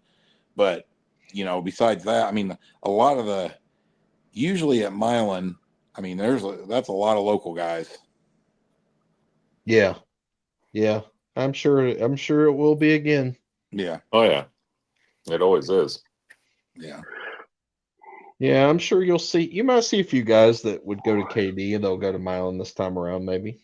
I don't know. Don't know. Yeah, I don't know who it would be. I mean, but besides Billy. Yep. Yeah, I don't know. I'm kind of interested to even see how the turnout is at KD even, you know? Yeah. Like the people, a lot of the guys that were at your race at 42 probably won't even be at KD, will they? I mean, how many of them do you think, Chris? I mean, there'll be a couple of True Street guys there. Small tire, maybe, probably none See, that's crazy, isn't it? to think about, really. Yeah, because I guarantee you that most of those guys will probably, I'd say probably 40% will probably go to Milan. Well, it's closer for them, so that's understandable. You know what I mean? But I don't Yeah. know, dude. I've noticed in the last couple of years too that it has drastically changed. There's a lot more racers that are like they're going to only stay within like 3 hours, it seems like, of wherever they live, and they're just not going past that. For whether it's just money or travel expenses or what. But Yeah. dude, It's my also whole the life, amount. It's also the amount of races that are going on all the time. So, I mean, that's how I look at it. Like it never ends. Every weekend there's 3, 4, 5 different events, all within 5 hours of where well, you I mean live. that's my point about like even like Milan and KD or Lake Cumberland and Salem, like that can't happen. It hurts both promoters. I don't know when, I mean, I don't know. Something's got to change there before it just hurts every race to the point where it's not worth doing. Well, I was I saying mean, I don't, earlier, it's happening now in Florida too. It's the same thing. Every track is trying to do multiple races, you know what I mean, on top of each other. And I'm like, here we go. It's doing the same thing down south too. It's going to be the Wait, same story. well, you know what has to happen? Look, people don't want to hear this, but this is the truth. Is the only thing that can help this situation is the racers. I've tried before to get promoters together to not have this happen, right? But the racers need to understand if we all keep going here and here and here and here, and everybody has small turnouts, you're going to start losing racetracks. It's going to happen. It's a fact. That's why you always hear me say, you know what? Go support the people that put the most effort into their events. You know what I mean? That means if there's two on top of each other, that's why I think that's the best way to look at it. Now I know it's never going to change. If one place has more money guaranteed or something, X amount of people are going to follow that. But at some point, you're going to start seeing more and more. I don't know when it's going to happen. I'm not making a prediction, but there's going to be races that just start falling off the map. Yeah. It has to happen. I mean, it's just inevitable, I think. Yep. Like you just said, Mike, same thing. Now everybody wants to be a no prep promoter in Florida too, huh? That's what's happening now. Even local track is now doing their own no prep. See, that's the other thing. Let me tell you something that's funny about the promote. I've been doing this for a long time, dude. I mean, I put a race on 25 years ago, not in drag racing, motorcycles, right? But do you guys ever remember me telling you, like when I did my big hill climb at a ski resort down here in Brown County, funny, right down the road, literally from the drag strip, I did a 10-year lease with the landowner. And the whole reason I demanded a 10-year lease was so that if I went in there and built a successful event, they couldn't just throw me out and put the event on themselves. See, that's what happens in them drag strips. You come in there not owning the place, working a deal with the owner, and then as soon as it makes any money, he says, nah, I don't want to do that again next year. And then the next thing you know, you see a race pop up on the schedule that he puts on himself. Now, that doesn't always happen. That happened to me today. Immokalee posted a race for November 22nd. I'm like, what? No prep, November. I don't have anything scheduled November 22nd. No, they're doing it see, themselves. that's why you want to hear something funny. I'm not the smartest guy in the world, but I'm smart enough. I've been smart enough about that. Even when we started War in the Woods, my deal at Brown County was there can't be any other no prep races. Mm-hmm. It's one of the biggest things that's made it successful, whether people like it or not. You know what I mean? Like you have to make these deals, because if not, I mean, like I always say that to Happy and Limpy, KD's a horrendous offender of it. Yes. You don't want them. I mean, the KD lets everybody and their brother come promote a race there. Well, that's what I was trying to explain. I said, listen, because they asked me first. They said, oh, do you want to do a race here in November? And I said, fuck, we already have Georgia November 14th and 15th, and then Orlando November 30th. I'm like, how do you shove another race in November? And he's like, well, we have nothing here. And I'm like, I understand that, but it's all the same racers moving around to these events. If we add another one, it's just going to hurt the car counts on everything. Yeah. They can only afford to go to so many. Exactly. Like, how many guys can go Yeah. racing every weekend? You know what I mean? They have families, they have family obligations. So we used to do one a month, and that was perfect because then, you know, they'd look forward to that one weekend a month, and the other 3 weekends they'd do other things. Well, Hey. now in November, there's 5 events. I'm like, there's no way they're going to go to all 5 of them. Less Right. races, higher quality events. Yeah, So that's what I've been people preaching. They'll either learn it or they'll go out of business trying it their way. I've been preaching that for years now because we tried to do more events, and then some of the events there'd be like a third of the car count there because they knew they could come back 3 weeks later and there'd be another one. Yep. There was no hype to it. So no, I get it. It's just, again, it comes down to just people trying to, you know, everyone's trying to reach in the cookie jar and take all the cookies before they're gone, kind of deal. Yeah, it sucks. It almost makes Corey. Have you ever thought of this before? I've even thought of this. Well, we tried to do it. Like me and Josh Robinson tried to do it several years ago. Like I thought like a series was a good idea to kind of prevent that. And you know, I still think it would work if you could get like a big sponsor to go toward the series champ at the end, because it would get people to follow the races that are in that series, you know. And you know, the thing is, here you could do that easy. I mean, between Indiana, Kentucky, Ohio, and Michigan, right there, you know what I mean? And then nobody has to travel. You know, you probably aren't traveling any more than 5 hours to any race, really. You know, Didn't they try that with the World Series of no prep or Yeah. whatever? that's Yeah. what it was. Yeah, that's what it was. But I mean, I won it, and I didn't go to all the races, you know. But I mean, the idea of it was you would get more racers that follow it, you know, kind of, you know. I like the idea of that stuff. It's just making it 100% happen. Because, like you said, you need a good sponsor. That's the biggest thing. Even with all this is going to boil down to is like, in a sense, we almost need the purge of some of these promoters being gone. Well, I've always been saying, I just think that if they keep operating like they are, one of two things is going to happen. They're either going to stop doing it because they're not making any money, or they're going to just fund it out of their pocket, because there ain't no way they're profiting.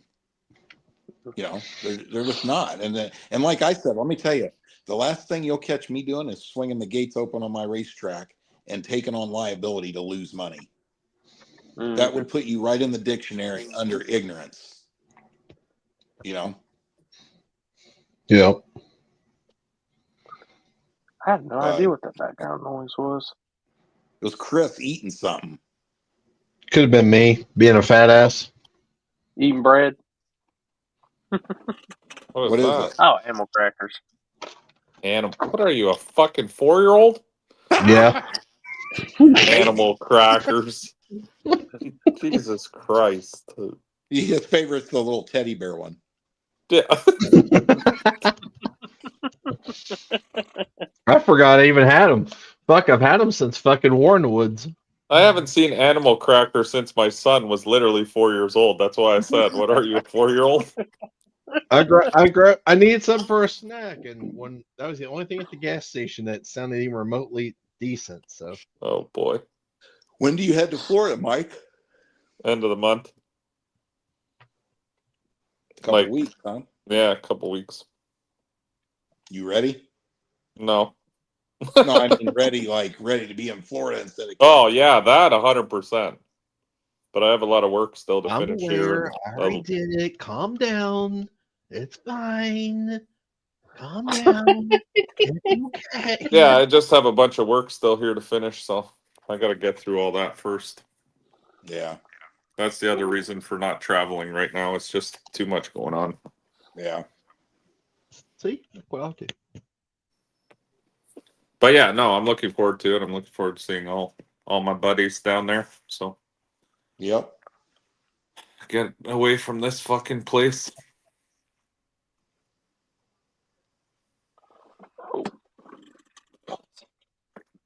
Ammo crackers aren't bad. No, they're not.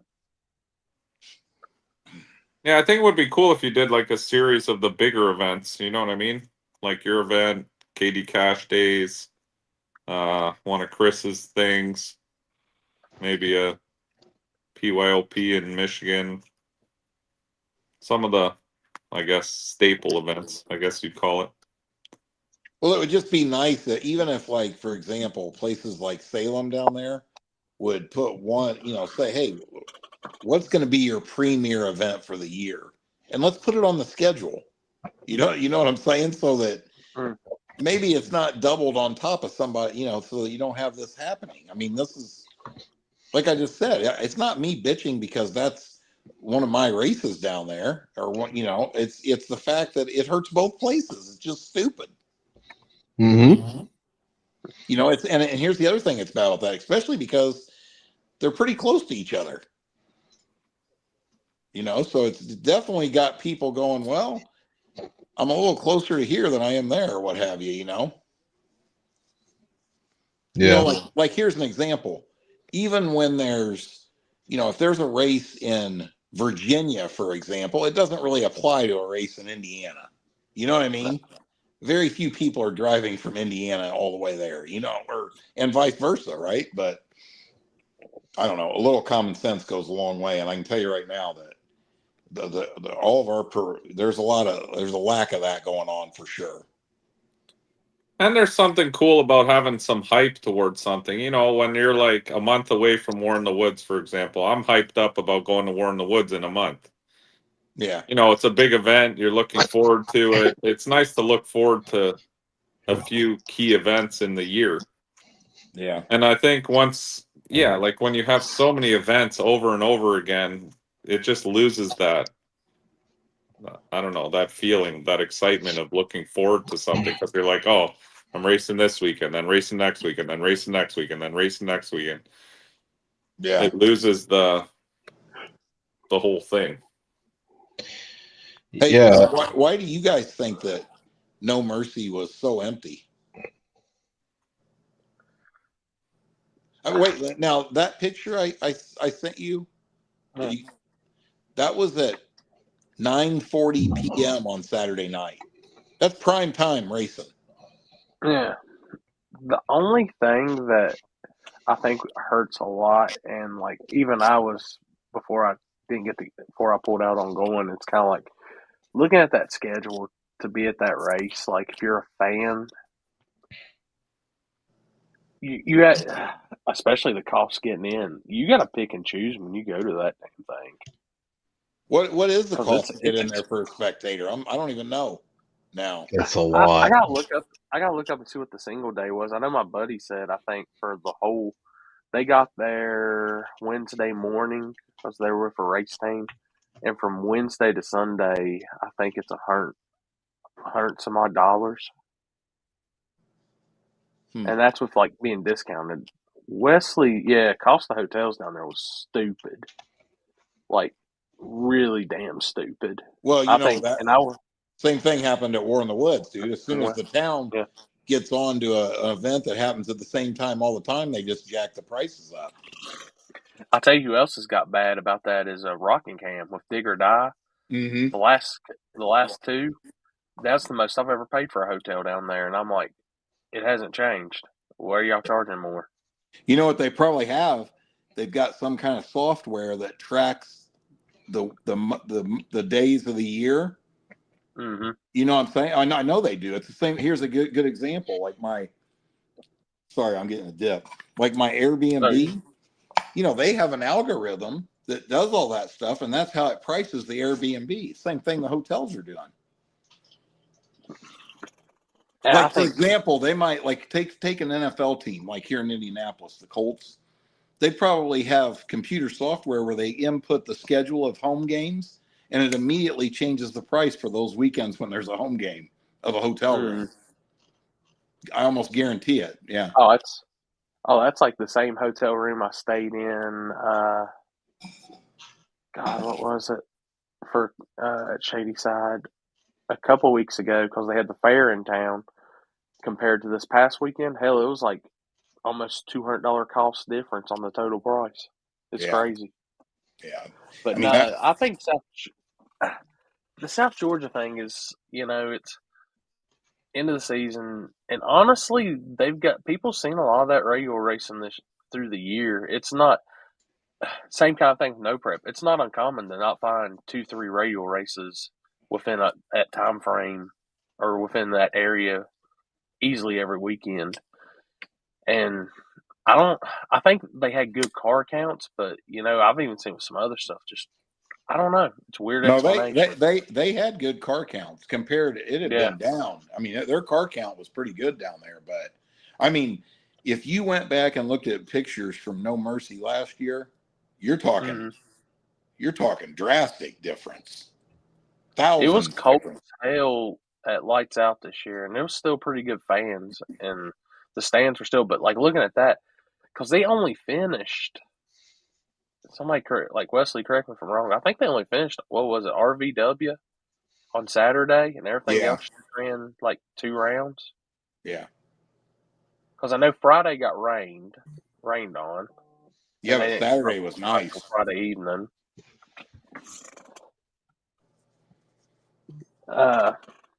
An all-week pass.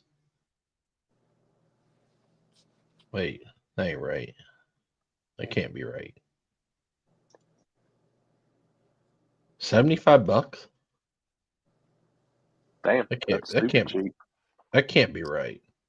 Because I could have swore they told me they paid $100. Maybe it's 75 a day. Well, I know that like when we went for Hot Shots, I think the VIP was like $300, and that got you for food for every day.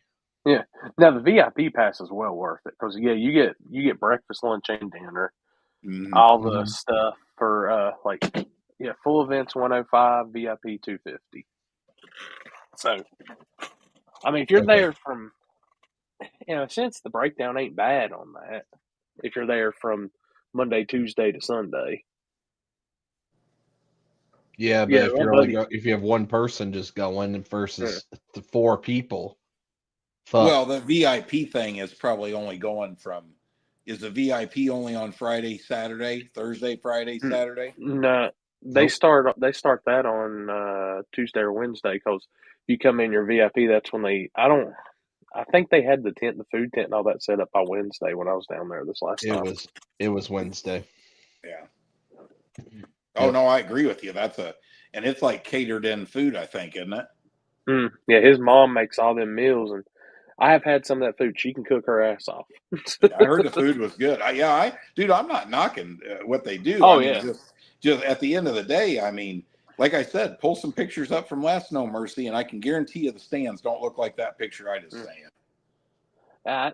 That's one, honestly, I can't explain except for, like, I will say, like I said, weather was kind of shoddy up until Saturday, Sunday, and yeah, I know my hotel alone was like somewhere like $1,200, and that was from Tuesday to Monday.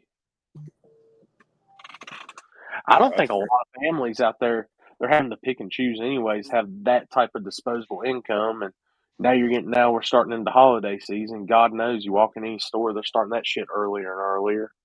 Well, you got to figure, man. What do you call it? Like, let's just say I was spectating. I'm going there Friday, Saturday. I have zero want to be there during qualifying.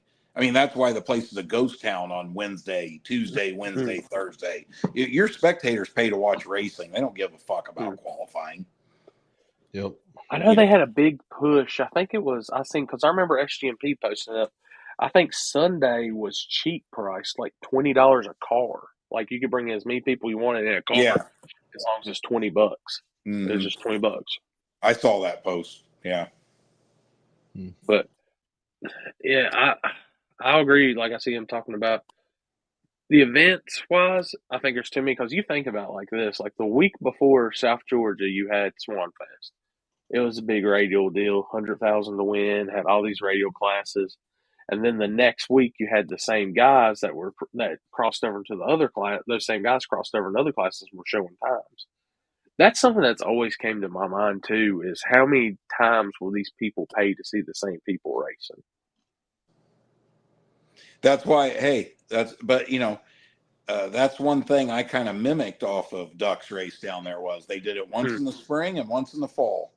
You know what I'm saying? I think the big difference is, I don't know, I can't make sense of that either, because like we've talked about this before. At War in the Woods, 80% of them people are driving an average of 5 hours or more to try to come to the race. You know what I mean? So I mean, I don't know if it's the people racing or just what the event. You know what I'm saying? There's multiple things going on there, but I know what you're saying. Like if you run 3 huge radio events back to back to back, some of them are going to suffer, if not all of them, on spectators because of cost, or if nothing else, like say it's me or you, I don't want to go watch 3 weekends in a row. You know? I thought it's my job to go do it, and I tell people, I was like, hell, I even get burnt out at times. Yeah, exactly. I mean, not that they don't like it or want to, but even financially or other stuff. Yeah, you just can't expect them to be able to. It's no different than us lower class people, like no prep racers. I mean, there's a lot of guys that will race a lot, but expecting somebody to be able to be out racing every weekend 9 months out of the year is kind of ridiculous, Well, that's like, I told somebody, they're asking like King of the South, because I was talking about there was another race that had like, it was, what was it, $40 a day to come in and spectate. And I'm like, I don't get it. I don't see how somebody's charging that much. And I said, hell, to be in at King of the South from Thursday to Sunday, and there's racing every single day you can see, and everything's interactive, all that. You can park in the track and all that. It's, what was it, $15 on Thursday? So $90 total over 4 days. I'm like, hell, that's a steal compared to what some of these people, when I seen some of them like $40 a day, $75. I'm like, how the hell do they get away with it? That's even more than War in the Woods. I mean, I know we really only do 2 days, but it's only $40 for the weekend at War in the Woods. And if we run into Sunday, I don't charge anybody to come in. Yeah. They just come. I don't even have nobody at the gate. Come on. I have somebody at the gate for them to sign waivers. That's it. Yeah. Yeah, that probably is a part of the problem. You know what I mean? I think what you have there is, then I know what would happen if I was one of them spectators. I'd be picking one day to go, and that's when I'd go. Yep. But even I seen with some of those, like you can see they're suffering. And that's what I told somebody. I was like, man, it just seems like they're trying to make it up right off the rip, off people coming right in the gate, payouts and stuff like that. I was like, you can't treat people like that. You know what's crazy is Julie and I were looking at some numbers on spreadsheets for War in the Woods. And one thing that's happened ever since the start of it that's crazy, it used to be like 80% one-day ticket sales, right? And you know what's happened every year since then? Every people that are new that come on Friday buy a one-day pass. They have fun and they come back Saturday, so they buy 2 one-day passes. You see what I'm saying? Like you can see it in the breakdown in the ticket sales. It's crazy. Now what's happening is so that was say 2 years ago. Now we do more 2-day weekend passes than we do one days. When at one point it was like 80% one days. That's because now you've built a spectator base, and those people, they want to come both days. So we got more 2-dayers than we do 1-dayer. But you know what? A part of me thinks $40 for that's too cheap. I don't think it's worth $100 either. You know what I'm saying? But I don't know. And then there's other races we go to, like where you think, if you're only getting 700-800 spectators there, it's hard to think about trying to charge a penny over $20 to get in the gate. You might be thinking you're already charging too much. Yeah. Yep. But you know how I look at that? What in the world can you do for you can barely go to McDonald's for $20 now. Right. Oh yeah. hell, I RC race this weekend, and right off the rip, it was $90 for entry fee and track fees. Yeah, ain't nothing cheap anymore. No, that's what we had some people complain when at Shadyside when the test and tune nights went from 10 to 15. I'm like, that's still the cheapest place you can go test at. Come on now. That's all they charge to Everybody test there is $15 a car. on a normal test and tune night, just See, that's test and tune crazy. night, it's $15 at the gate.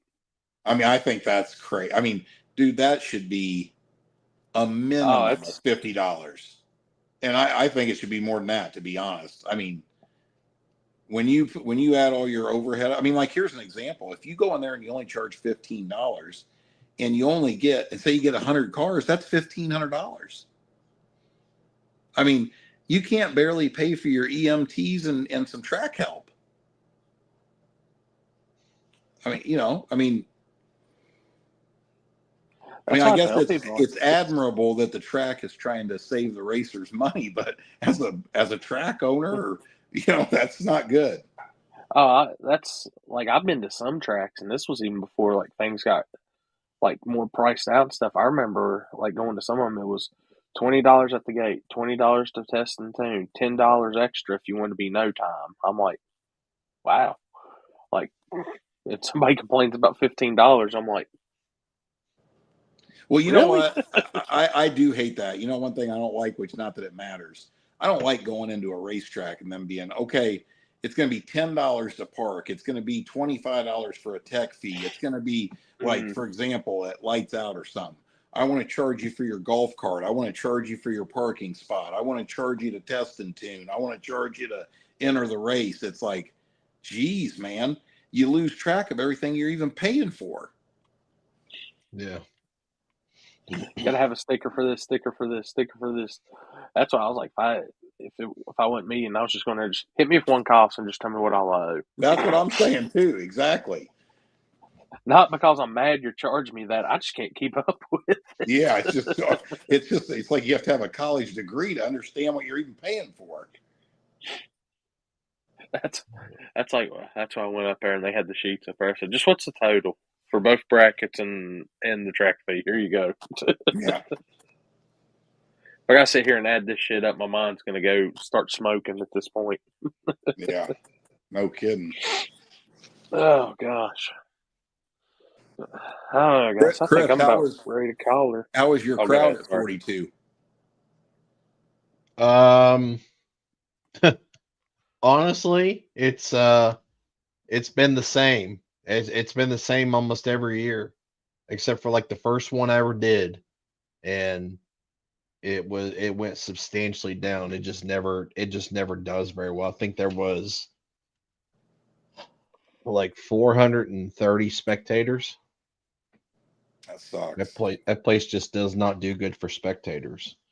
I think the very first event I had there, I think we had like 900 and something, which was like that. I mean, obviously that was promising for being a first time event to something that's never been done before. But and unfortunately, like, I mean, it just kept dropping and dropping and dropping. And now we're just at this constant like 400 people. It's like, man, like that sucks. Like, I don't know what else to do to even, even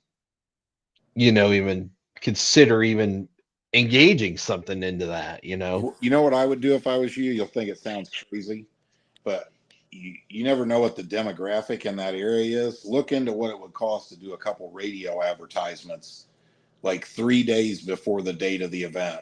Just wait until 3 days before the event to run them, because you'd be blown away at probably how many people within an hour of that drag strip have no idea that race is going on. Yeah. I'm not saying that every person's going to find out because of the radio thing, but like we're running some for the Halloween Havoc at Lake Cumberland, and it's cheap, man, $500. Right. So, I always look at stuff like that, like this. If I spend $500 on that and it brings 25 spectators in or whatever the number is, it paid for itself. So it's very low risk. It's not like you're flushing money down the toilet, but if it brings in 150, it was worth every penny. You see what I'm saying? Yeah. You know, Yeah. Yep.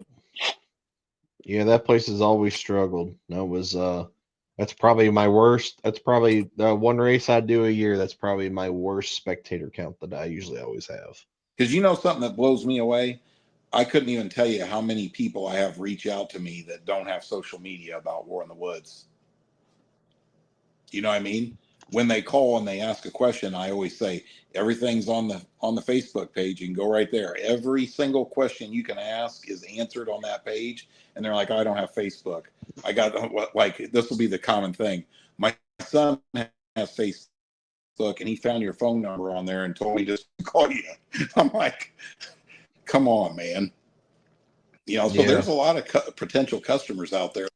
But you know, I know it doesn't seem, especially to somebody younger, it doesn't seem possible that they're not don't have social media. But I think there's more than you think. Oh, I believe it for sure. And or they do and they don't get on it as much as a normal person would either. Exactly, or So they just they're fans, so they don't know all the things. They're not following these pages. They don't see it. You know, yeah. Yeah, I mean you're right. we For always. sure.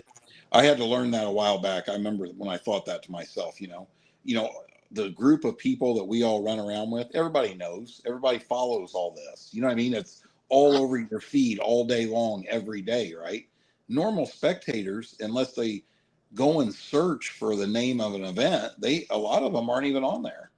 You know, Yeah. I mean, how do you get a new spectator there? They're not following it already. You know, if they're not, Yeah. something to think about though. You never know, man.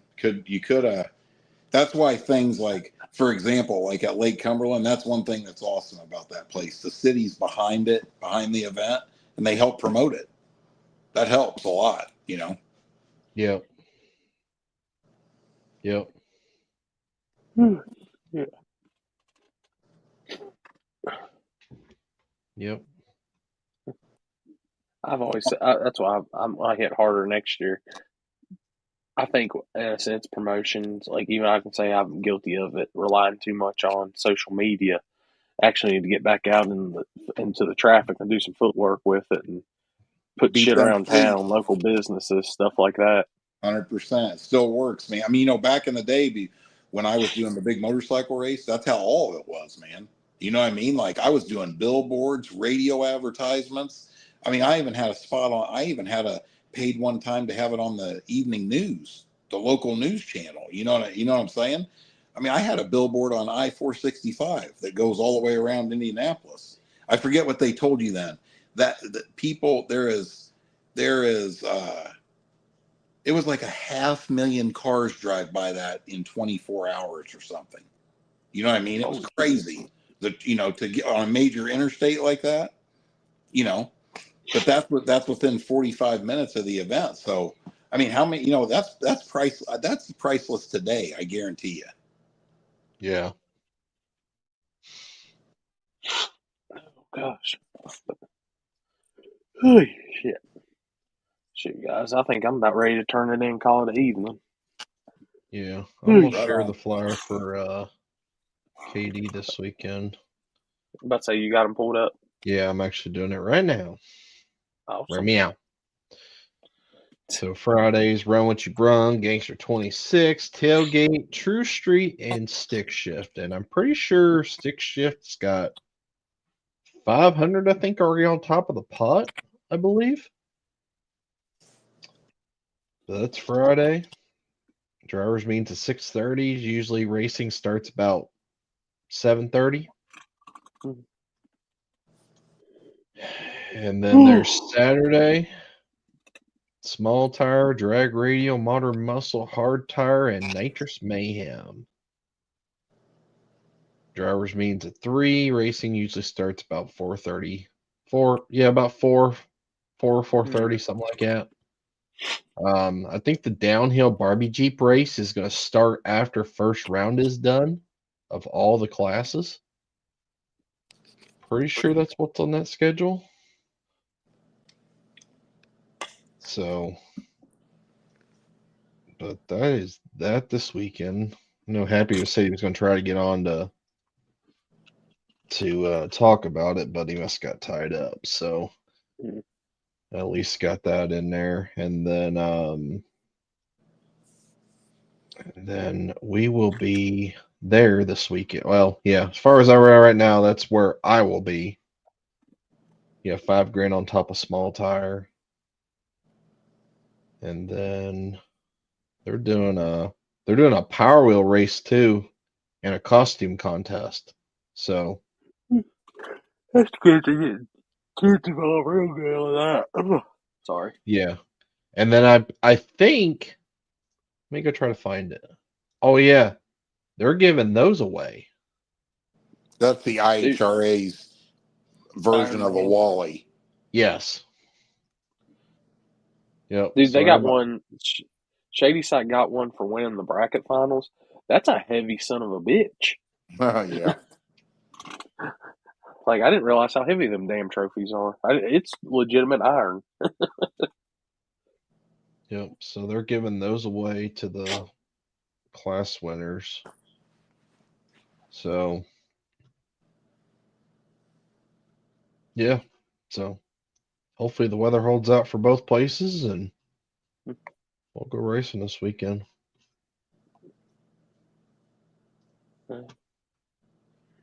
If anybody's heading south, I'll be radio racing in the south. So come say hey at Shady Side, my home away from home. Shocker.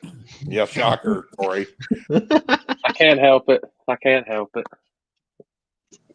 They like how I run things down there. They keep me good. I get it. Yeah. What is it? I think this is our 7th or 8th year doing Carolina Fall Brawl. So it's been going for a good little bit now. So Yep. But, all right. Let's All right, roll fellas. out of here. We got some stuff to talk about after this. all right, everybody. You'll see Chris in Michigan. Jeff may not be racing, but if he is, he'll be at KD. I'll I be in think the I'll South. be there. Yeah, Jeff said Jeff said he's got some nitrous flames and he's got some wheelies to pop. So No wheelies. Changing my ways. I know they look good on photos, man. But yeah, go see all Happy right, and Kempy everybody. this weekend. So fucking We'll Alex see y'all pops in next as we're weekend. fucking leaving. Yeah, late to the party as always, Alex. I got wrapped up in work, actually. Shocker. Jeez. But all right, y'all. We'll see y'all next Tuesday at 8:30. Have a good night, everybody.